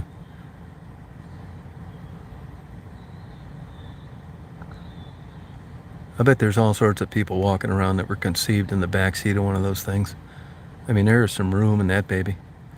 You could kill a family of 6 and stuff them in the trunk.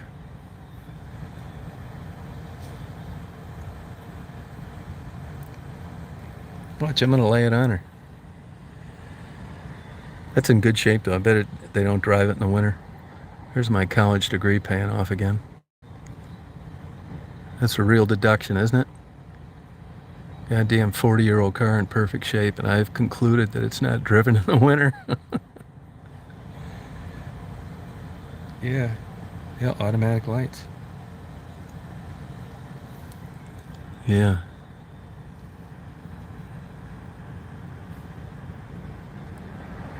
I bet she's in there right now thinking to herself, I hope this guy says something else to me. He seems like he's really nice. I mean, he's driving an Astro van. Doesn't get any cooler than that. Daisy, jump up on the dash, goddammit, before she thinks I'm a serial killer. Yeah, leather seats, yeah. Yeah, it's in good shape. White walls. Diamond in the back, sunroof top. What's that? Living in the thing with a gangster lean?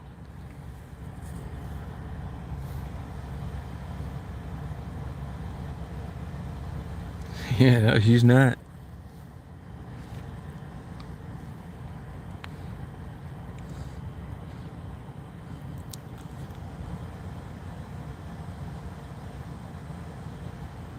That's a cool car. She's borrowing it. That speaks volumes right there.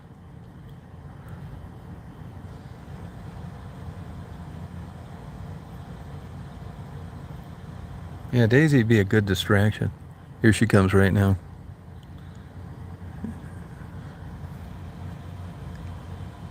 Watch old Smooth Reed right here.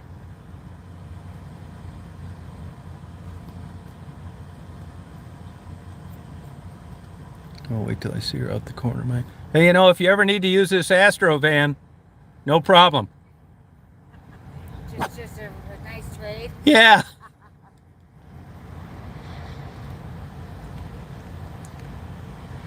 No, I don't know her. Have a good night.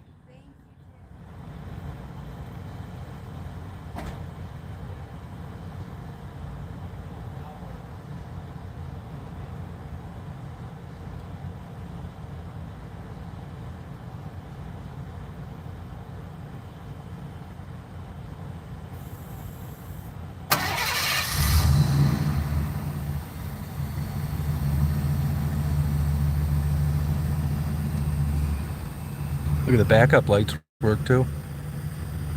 I'll bet you that's worth, I'd be just guessing, maybe 11 grand.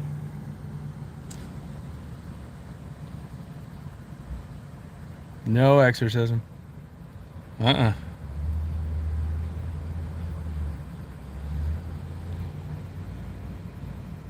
he's got the turn lights too working. Yeah, she's too old, Conan. I'd rather go with the $450 Escort.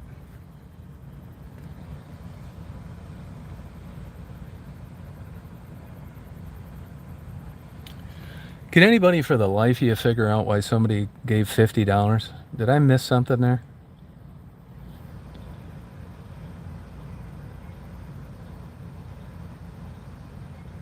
Oh, thank you, Janice.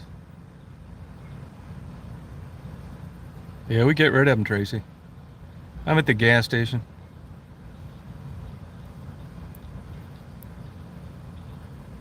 Get out of here, exorcism. Fucking idiot.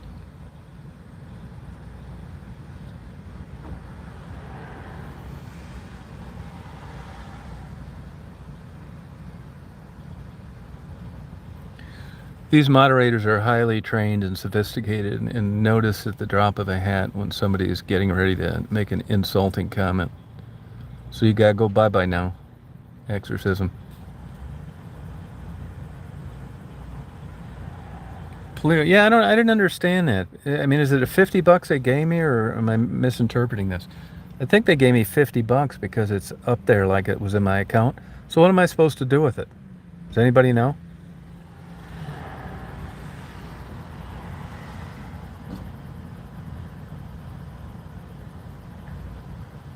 Documenting police tech. What does that mean? Documenting police tech. I mean, I'll do it. I don't want to like accept $50 and like do nothing. But it's kind of weird. Probably some goddamn Russian thing getting my Google account now and stripping it dry.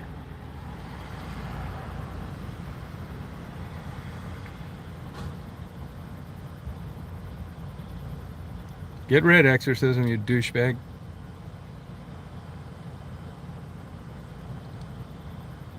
Will I treat myself? Wonder if that includes Coors Light. It's nice as hey, Angie. Yeah, that'd be my guess. I mean, that's just not normal. Not in this day and age. You know, there's a bunch of scams going on Cash App. They're cleaning people's accounts out left and right.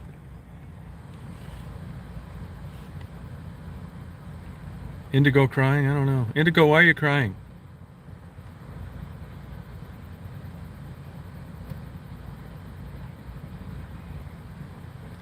You know, a lot of stuff, like when you're doing stuff like this, it gets misinterpreted. People get mad, they get upset, they get their feelings hurt. And it's all a misunderstanding.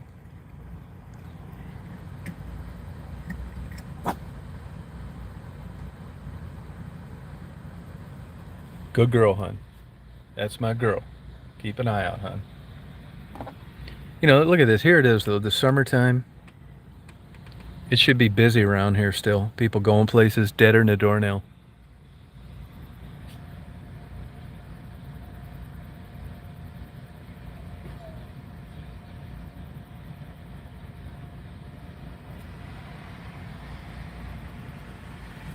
Dragon's milk. Now, you know, I didn't. You know, sometimes like I don't want like that strong a beer. I just want to think. I think I got some. Now I thought this my whole life, and I have had bouts of this bullshit in my life. They thought I had Reiter's syndrome, which is called reactive arthritis, when I was 19. Then it went away for years, and then I had iritis, where I'd like go blind and my eye would get light sensitive, and then I had like soreness here and there, and then I'd go for years with nothing bothering me. And they came with the HLA-B27 gene analysis. Now you can not have that and still have Reiter's, but it's rare. Anyway, as time went on, they didn't think that I had reactive arthritis, ankylosing spondylitis, any of that shit. But I do have some kind of rheumatological issue that crops up once in a while. And about 2 weeks ago, I was painting and I had to like stand on this stepladder weird, and my hip's been like bothering me, and then it turned into a hip flexor, and now there's a couple my elbows bothering me, and I got these really cheap shoes that I like with no cushion. Now on one hand they take knee stress off, on the other hand there's no cushion. And I had dropped off my van the other night and walked home. It's only a mile, but man, I'll tell you, today I was like really sore, and like my rotator cuffs are hurting. that hip flexors hurts, like my hip joint is sore, and I just felt tired today. I think I got one of these like arthritic type things bothering me. Whatever the hell it is I have, it comes and goes, but sometimes I don't even think I might be depressed. It's this bullshit. No, I mean, the kayak probably didn't help, but I didn't get any sore muscles over that. But that doesn't mean that pedaling mechanism didn't put a bunch of stress on my hip that I didn't realize at the time because it was inflamed. But I think I got some kind of weird inflammation that I get. It's hard to diagnose. But I've been really hurting for the last while now.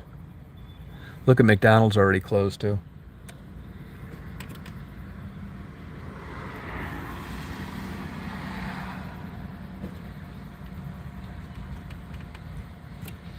Yeah, I mean, just kind of like, I don't know what it is, but man, I feel like I've been 100 years old the last couple of weeks.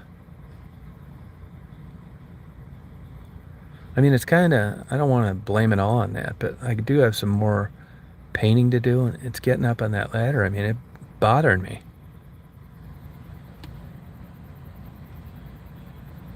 Yeah, I mean, I have good shoes, and I just, for some reason, I like wearing like old clothes. I think it's like my van. I don't worry about it if I spill something, get a scratch on it. I don't like being anal about keeping something looking good. And it probably wasn't too smart. The new mattress has helped a lot. No, I mean, I usually like can walk. I didn't think I could. It could just be getting older. I don't know. But boy, I'll tell you, the last couple of weeks, I have been like, I felt like I got rear-ended when I get up in the morning. I mean, it is better with this new mattress, but man, I feel like sore. And I had this bullshit happen to me when I got back from that Montana trip last year. I strained my back carrying luggage up the stairs, and that bothered me. I mean, it didn't go away like it should, like inflammation, soreness. It wakes me up at night. Like I'll want to like roll over, and it hurts. It wakes me up. It's like, God damn, man. I find myself like halfway waking up and then like rolling the other way, so I don't have this jolt of pain through this sore spot in my hip. Yeah, I am sleeping in more. Yeah. Yeah, but man, I think like I said, I've got a history of this rheumatological bullshit. I haven't had this arthritis in probably 20 years. So I don't know whether it's that or what. I think I just ordered a nice new expensive pair of shoes because really it's getting to where this is a little worrisome lately. This is not going away.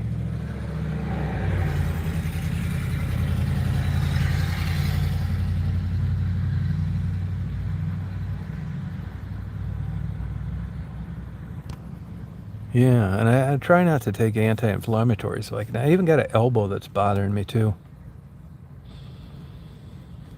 It's not on my jacking off hand, so that's what really worries me. That would make sense why that hurt, but it doesn't on the other elbow. So why is this shit bothering me when I'm not even hardly using it?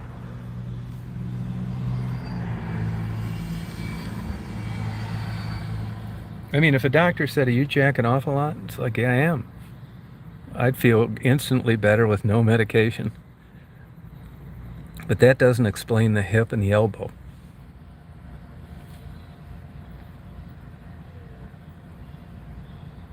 Really, I set these doctors up, for truthful disclosure. Really, I would feel so much better. Oh, there goes Mary getting sensitive again about jacking off comments. I'm sorry. Good night. Yeah, anytime, Janice. Yeah. Yeah, stretching. Yeah, I know. Yeah, I'm not gay. What's next? A Richard Simmons trampoline? Drink some herbal tea and cross my legs. Oh, okay, Mary. Well, you won't be next week. You're going to be sleeping on a cushion air, babe. Oh my God. I swear, it's getting to the point now. If I hired an escort, I'd need to like just lay in bed for 2 days before she showed up. God damn. Good night, Mary. Yeah. Yeah, I think I'd take multivitamins, drink extra water, and just lay in bed 2 days before she showed up.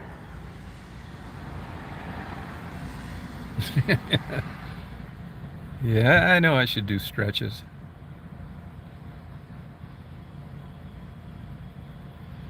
Yeah, thank you. Yeah.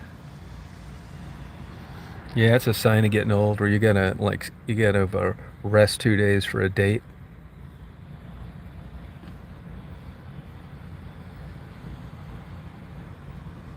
Yeah, that's crazy.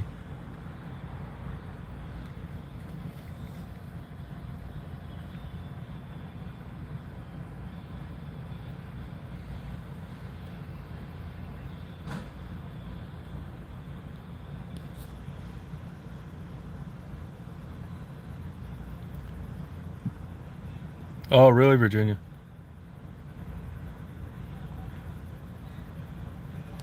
Yeah, it's kind of too much hassle. I don't think I have anything to offer anybody. Like I'm too crazy to like date at this age. I mean, I've had a great like uh,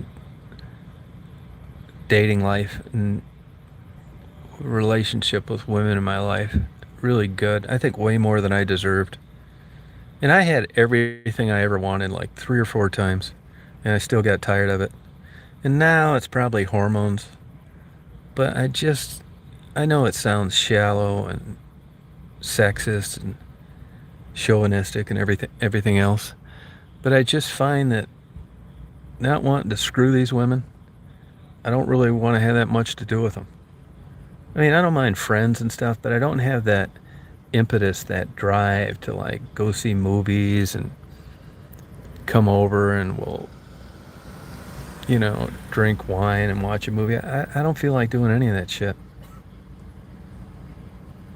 And I can only chalk it off to hormones. So I know enough that even if first of all, I don't really want to that bad.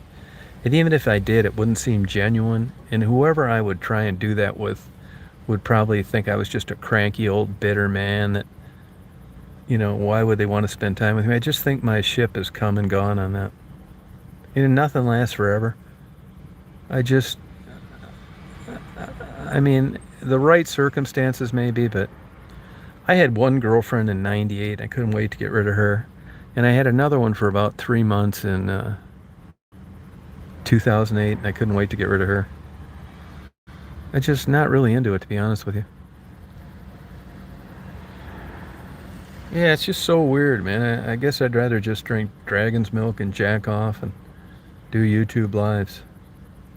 Any of you women available Saturday? I mean, once in a while I'll have a faint idea about maybe, but I just don't have those hormones on my side anymore. I know it sounds terrible. It's the only thing I can attribute it to.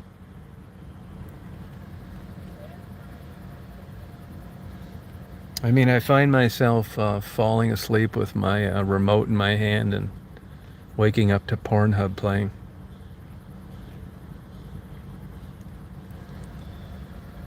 Oh, thank you, Rita. I have I'll wake up in the morning and say, God damn, what's that hard thing in the bed? It's like, oh, it's an empty bottle of dragon's milk. What's that on the TV? It's Pornhub. Isn't that sexy, GH? Yeah, sexy. That's another thing, too. There's a sexy lot of stuff when you're just starting out. But it just seems like sexy just isn't a part of my world anymore. I'm sure they feel the same way about me. It's almost like it's a forced, you're a woman and I'm a guy and we should be together. But I guess I just don't have biology on my side anymore. I mean, I could be wrong. I don't know. But I mean, it would seem to me that for anything to work, whether it's buying a kayak or going on vacation or, interviewing girls in Detroit, that you got to want to do it. That would seem to me to be a good start. And when you don't really want to do it that bad, something's really wrong. Yeah, thank you, Simka. I mean, I dream of like two blonde, blue-eyed, big, firm-titted Scandinavian blondes fighting each other on my front porch because they each wanted to be with me. But that shows you how bizarre my mind can be. Those are the comparisons I make between what I think I like and what's really available.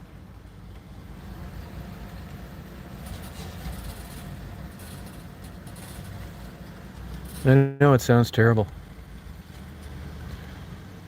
I mean, in my mid-50s, I was talking my way out of blowjobs, which was really not a very good sign. I knew I was going to be in big trouble. It's like, nah, that's all right.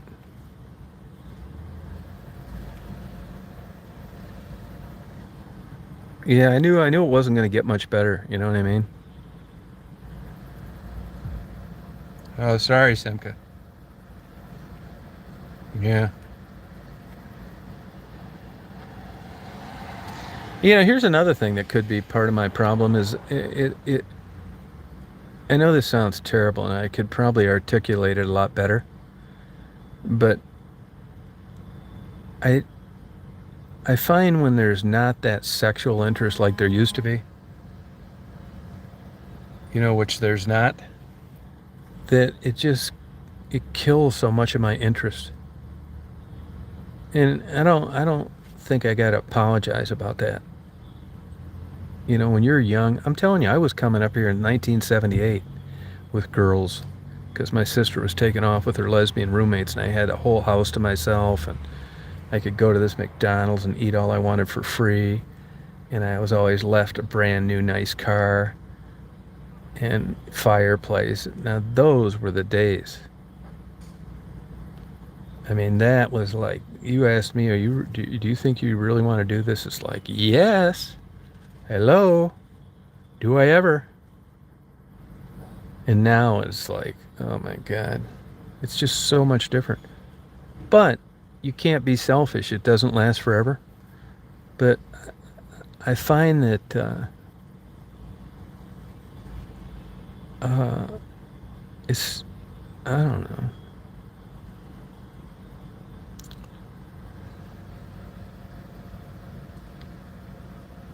Good old days, yeah. The glory days, yeah. I mean, I think it's selfish for me to think that I should have got. I probably didn't deserve what I got. But like I said, great memories are fine. It's nice to think back on good times you had, but there's nothing like knowing some great memories are coming down the pike. There's nothing like the future. It's like I know that next week this is going to be happening, and I haven't had, good feelings like that in a long time. Nothing's been that exciting. So with all that behind me now, reminiscing is great. Good memories are better than bad, but it's nothing like someone coming down the pike. And I don't have anything coming down the pike. And I'm probably not going to have. So, I mean, I guess that's just how people accept getting older. Yeah, you see these stupid, corny shows where they're holding hands and on Oprah, and it's the best sex they've ever had. There's an aberration for everything. And maybe I overdid it. And maybe that's why I'm where I'm at now. If you met my wife, you'd think I was crazy for leaving her. Which, by the way, I'm quit claiming deeding my interest to her at the place in Florida. It's just gotten to be too much of a pain in the ass. She's doing some renovations down there. Their Florida Power and Light is burying all the bullshit.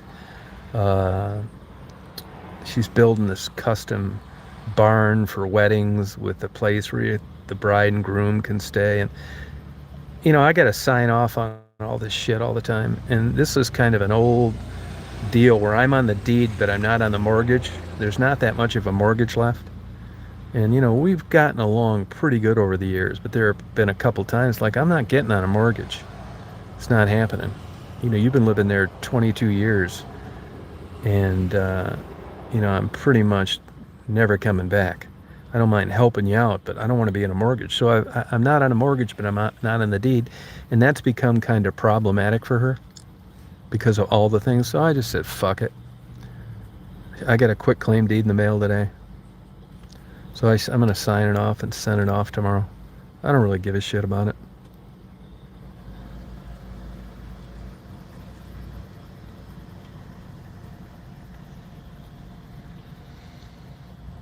Yeah, I mean, she's done a good job with it. I mean, now this is here's how you decipher on whether or not you think things are equitable or not. So pay all the, I buy the place when I'm down there. It was 220 grand for the property.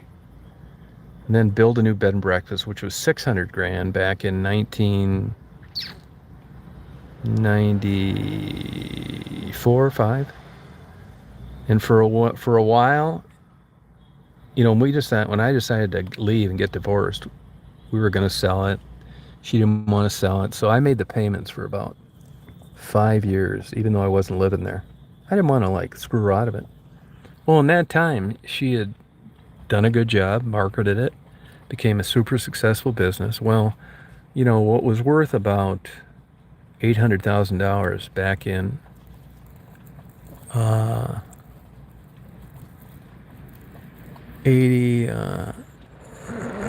94 is selling for about $5 million now. You know how it is with property places and home values. It's nuts. You'd have to be out of your goddamn mind to pay that for that place down there.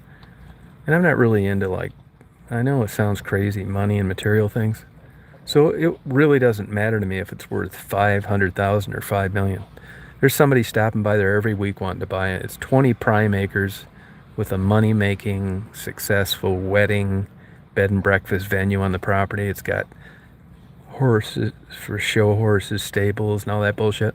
Now here's how do you decide what this is worth? I build it. I live there 5 years and leave. I pay for it another 5 years after I left. I haven't paid a dime since then. Well, in the meantime, the properties went crazy. The business has been successful. So who owes who what? Who is it? If we would have dumped it when I decided to leave, you'd have been lucky to break even. I didn't have to pay for it after I left. So how do you determine what my equity is on the thing? Now, what I always thought was going to happen was that her mother was going to die and I was going to get paid off. Well, her mother died about a year ago. Well, as it turns out, that estate got split between her last surviving brother, and 2 goddamn grandchildren that weren't counted in the equation. I don't really know how much money was there. I don't know how much she got. But she never said, hey, look, how about I give you $1 million and we go our separate ways.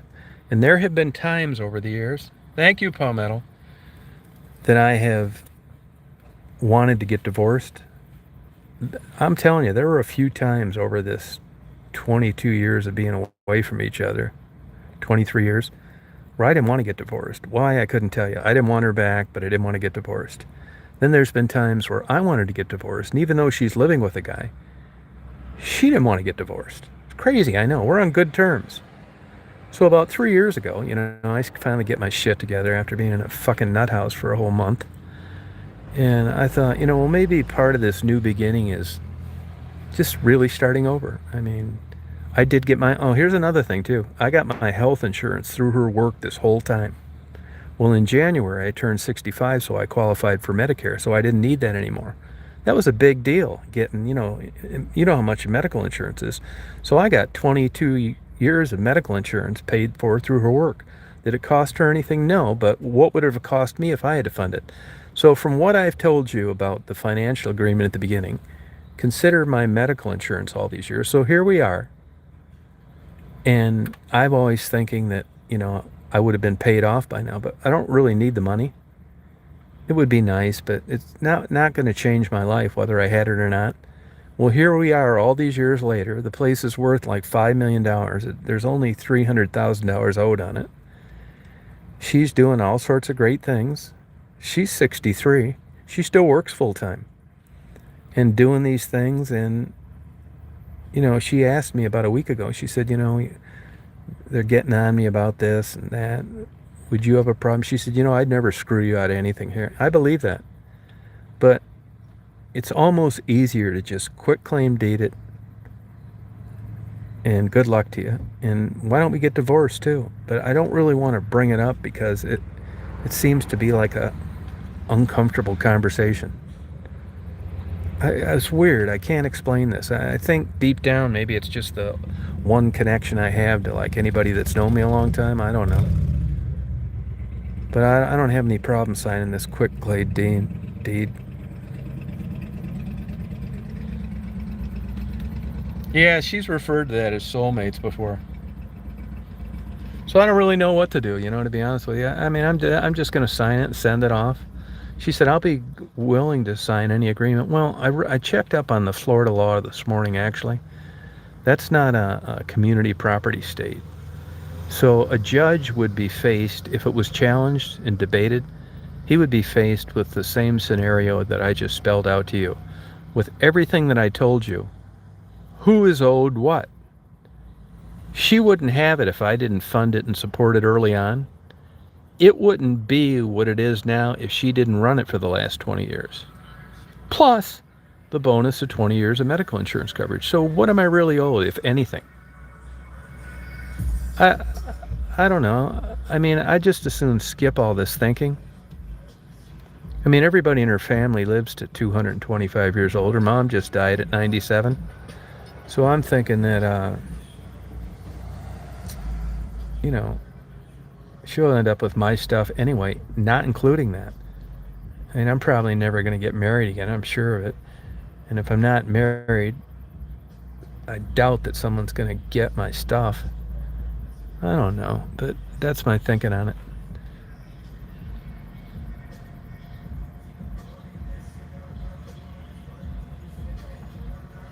Yeah.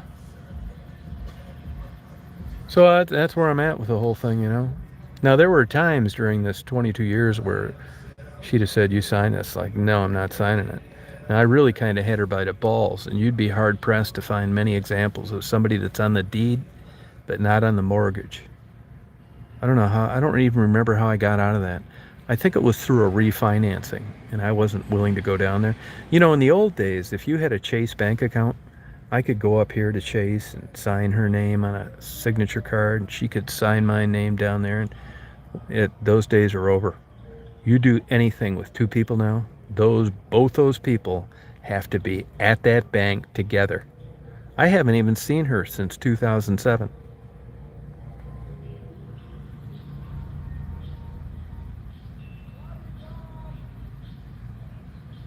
Yeah, I don't really know. I've thought about it. I had a thought driving down to take Daisy for a walk is to get her to make 2 or 3 lesbian videos with young girls.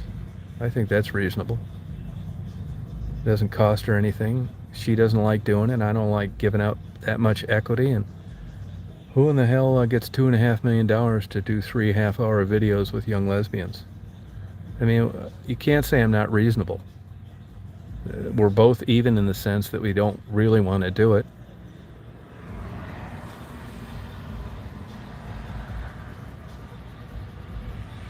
Yeah.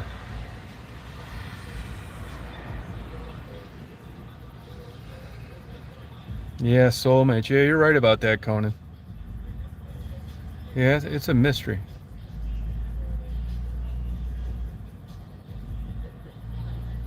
I'll bet you money I wouldn't even recognize that place.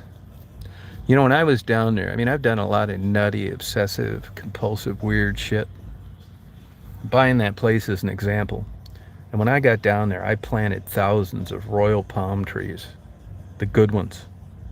And that was 1993. And there were a lot of places wanting to buy them. And I don't even know if they're still there, to be honest with you. Nah, she lives with a guy, and that hasn't always went so smooth either. I mean, there's been times over the years, not in a long time, not in at least 10 years, where, I was going to come down there and kick his ass, and, police reports were filed and all that kind of shit.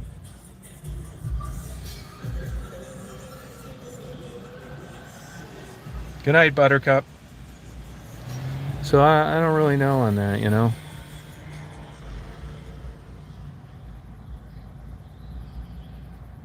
Oh, really, Palmetto? Yeah, but you know what? The truth of the matter is, there's a lot of people that don't want to get divorced, but if you file, there's not much he can do about it. We've sued each other for divorce twice each and dropped it. I can't even really tell you why we dropped it. Well, I can. It was going to be too dirty and it was going to force her out of that place. See, that's been the one issue is she can't afford my half. Maybe she can now, but just because I sign off, she's not going to have to remortgage. So it's not like it used to be.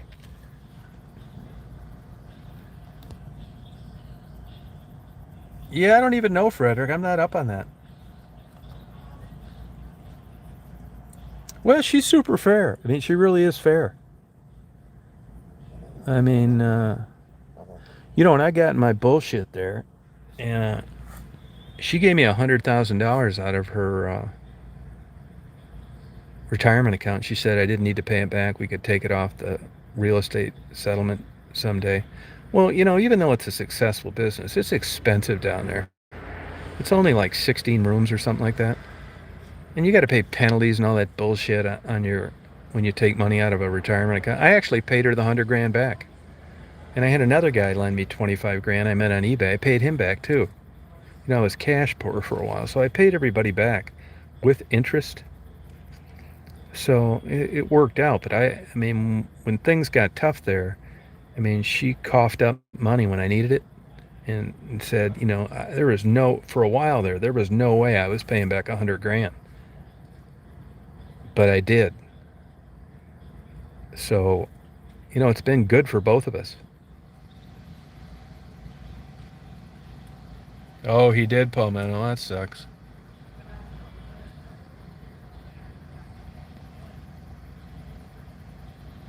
Yeah, I mean, everything's are fine. It really, I mean, a lot of times it's just easy to, I, legally, I still have her because we're still legally married.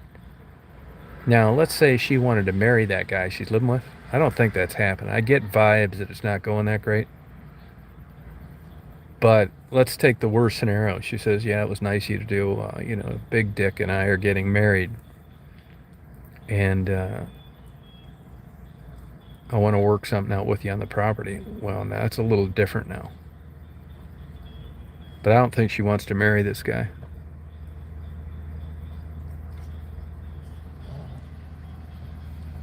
Yeah, you're right, Simka. You're right about that. Yep. Yeah, we get along.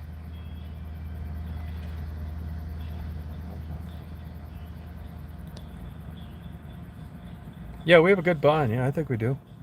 Like I said, I haven't seen her in a long time. Her mom just lived like 70 miles down the road, and she'd come back here, and we never got together or anything. I mean, there's been 6 months before where we haven't talked. No, I was going to meet him one time, and I was like on the warpath. And that was one of the times I got a police report filled out, and he didn't show up. I was just pissed. I paid for this goddamn place. Somebody else living down there. That's why I don't think jokes about fucking the maintenance man are very funny anymore. That's what he was, the maintenance man.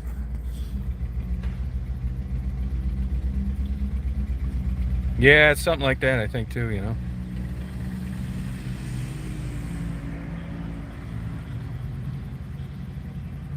Oh, okay, Frederick.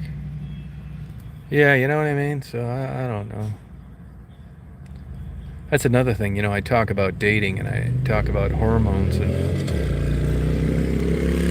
here 20 years have went by and I went from wanting to beat him up to giving a big hug. Yeah, right. Sometimes it's not funny anymore. Yeah. Yeah, you go to a comedy club and the guy says something about your wife fucking the gardener and everybody's laughing like hell and you're sitting there with a serious look on your face.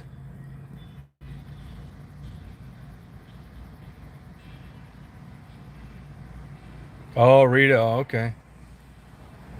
Oh, really, Angie?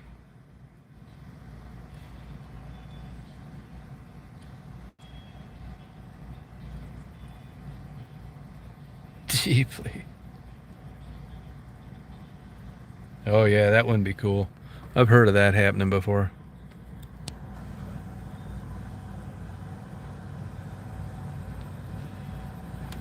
Yeah, did that happen to you, Simka? Yeah, that wouldn't be cool. I'll tell you, I've known a lot of men, though, that have screwed their wives' girlfriends. It's not uncommon.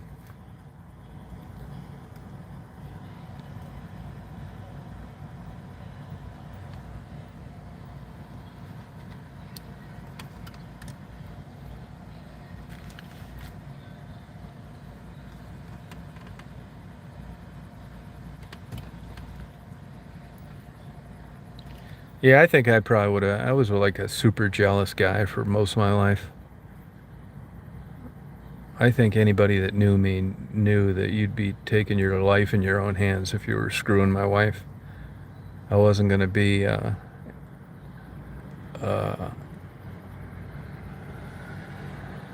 calm about it. Hey, Mark. Oh, it's a Denny's waitress?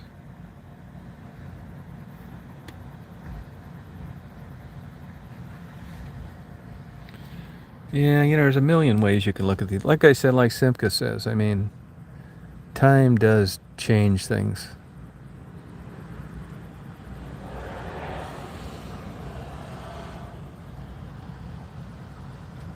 Yeah, keep your circle small, Rita.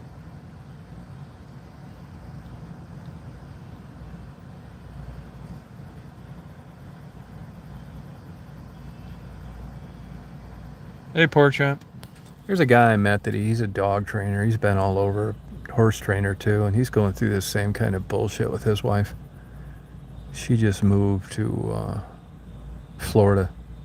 She's got COPD. There was an issue where, they got a refund on an insurance policy, and he asked me if I thought he should sign her name and deposit a check. I said, no, it's fraud. I mean, there's a 99% chance you'll get away with it, but if you guys aren't, together, it's not worth it. It's a felony.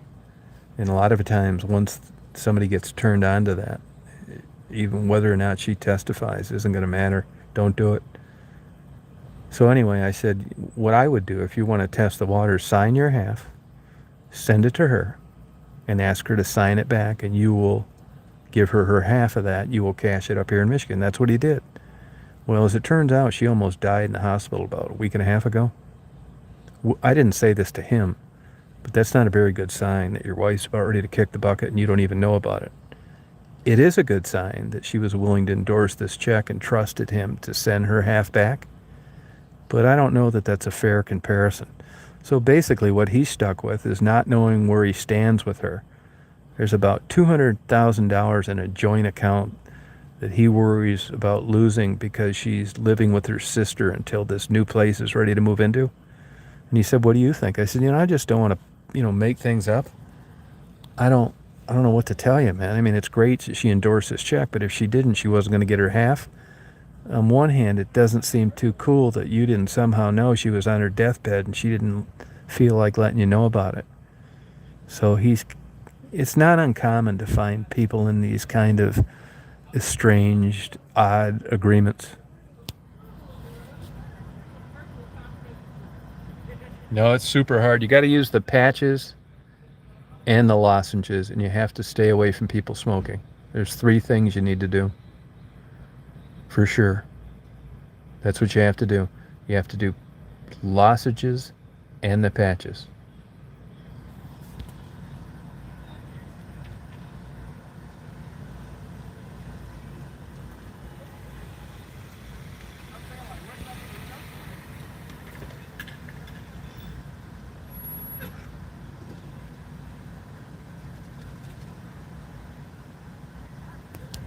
Yeah, smoking's a weird thing. It tricks your brain chemistry. You can quit smoking in 25 years, be at a wedding reception, and somebody offer you a cigarette and be right back in the same boat you were in before you quit. It's a bitch. It's more addictive than crack, nicotine. Why do you think these cigarette companies got busted? Because they lied, they knew the effects, and they got caught at it.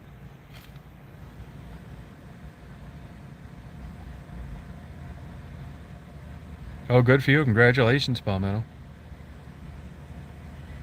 No, smoking's tough. I would think that if I was a smoker, that the one thing that would push me over the hump, and this could be just bullshit talk too, is COPD. I don't think there's a worse way to die. I mean, there probably are worse ways to die. Excuse me. But COPD, no thanks. Especially in hot, humid weather like we have up here now.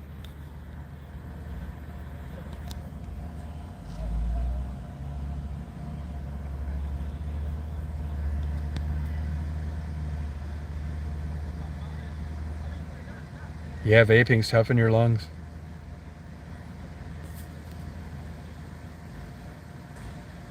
Now, Palmetto Princess, where do you live now? Where are you living? Yeah, you need both. Yeah.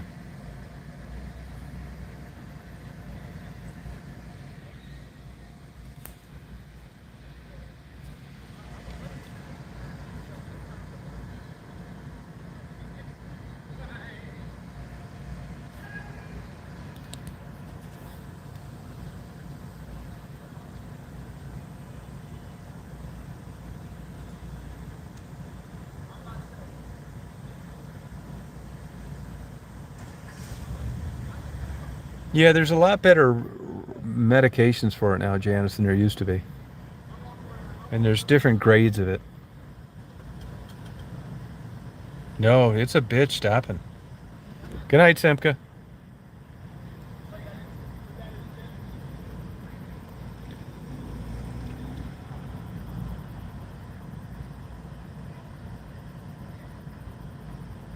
Oh, yeah, sorry about that, Palmetto Princess.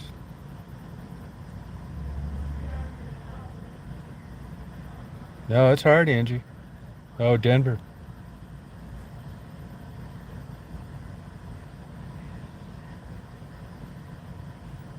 That's where Blue Malibu lives, Denver.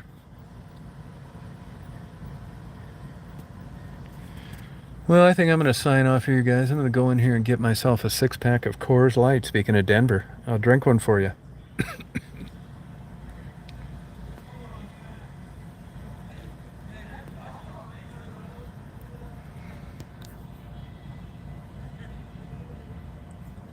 Eugenie, you have a good night, Palmetto Princess. Hope you do. Good luck to you guys in your experience quitting smoking. It's tough. Yeah, I love the Rockies. Yeah, see you, Bopa. I still can't figure out this $50 what I'm supposed to do. Good night, Penny. See you, Jeff.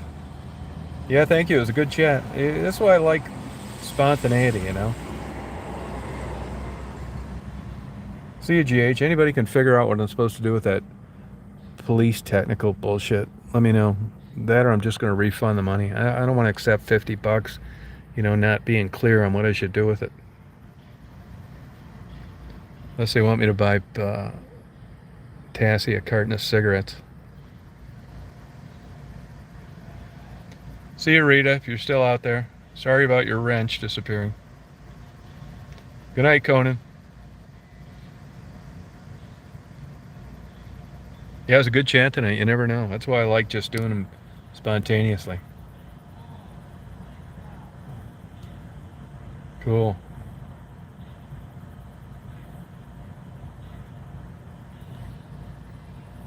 Palmetto, you come out here to West Branch. I'll give you something to smoke.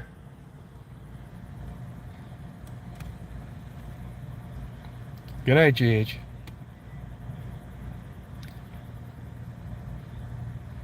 Yeah, good luck, Janice.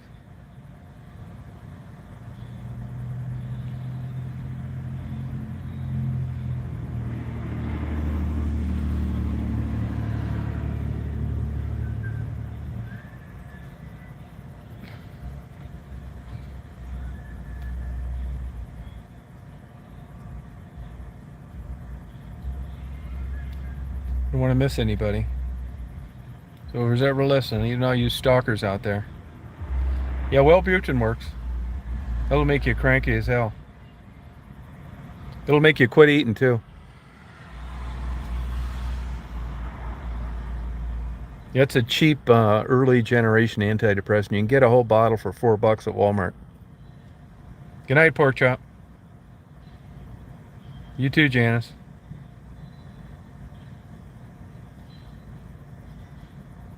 See you, JP.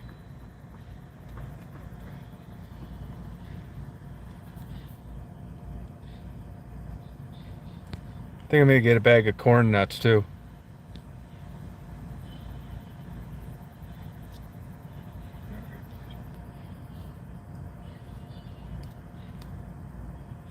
So have a good night, you guys. Have a good day tomorrow. We'll party another time. Thank you, Janice. Yeah, thank you. They have the ranch ones here too. See you, Frederick. Thank you, Penny. Yeah, it was a good time. Yeah, thank you. Thanks everybody for coming on and the dialogue.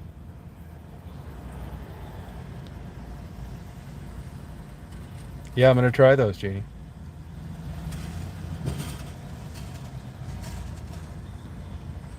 I sure will. Yep.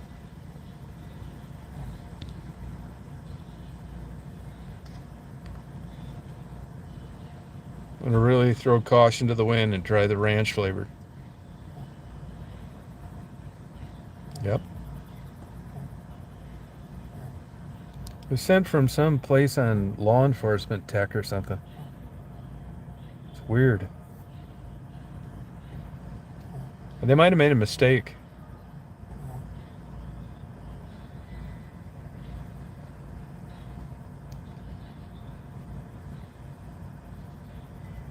Yeah, good night. Uh, Good night, Palmetto Princess. You too, Janice. Good luck with your quitting smoking. Yep. You guys take care.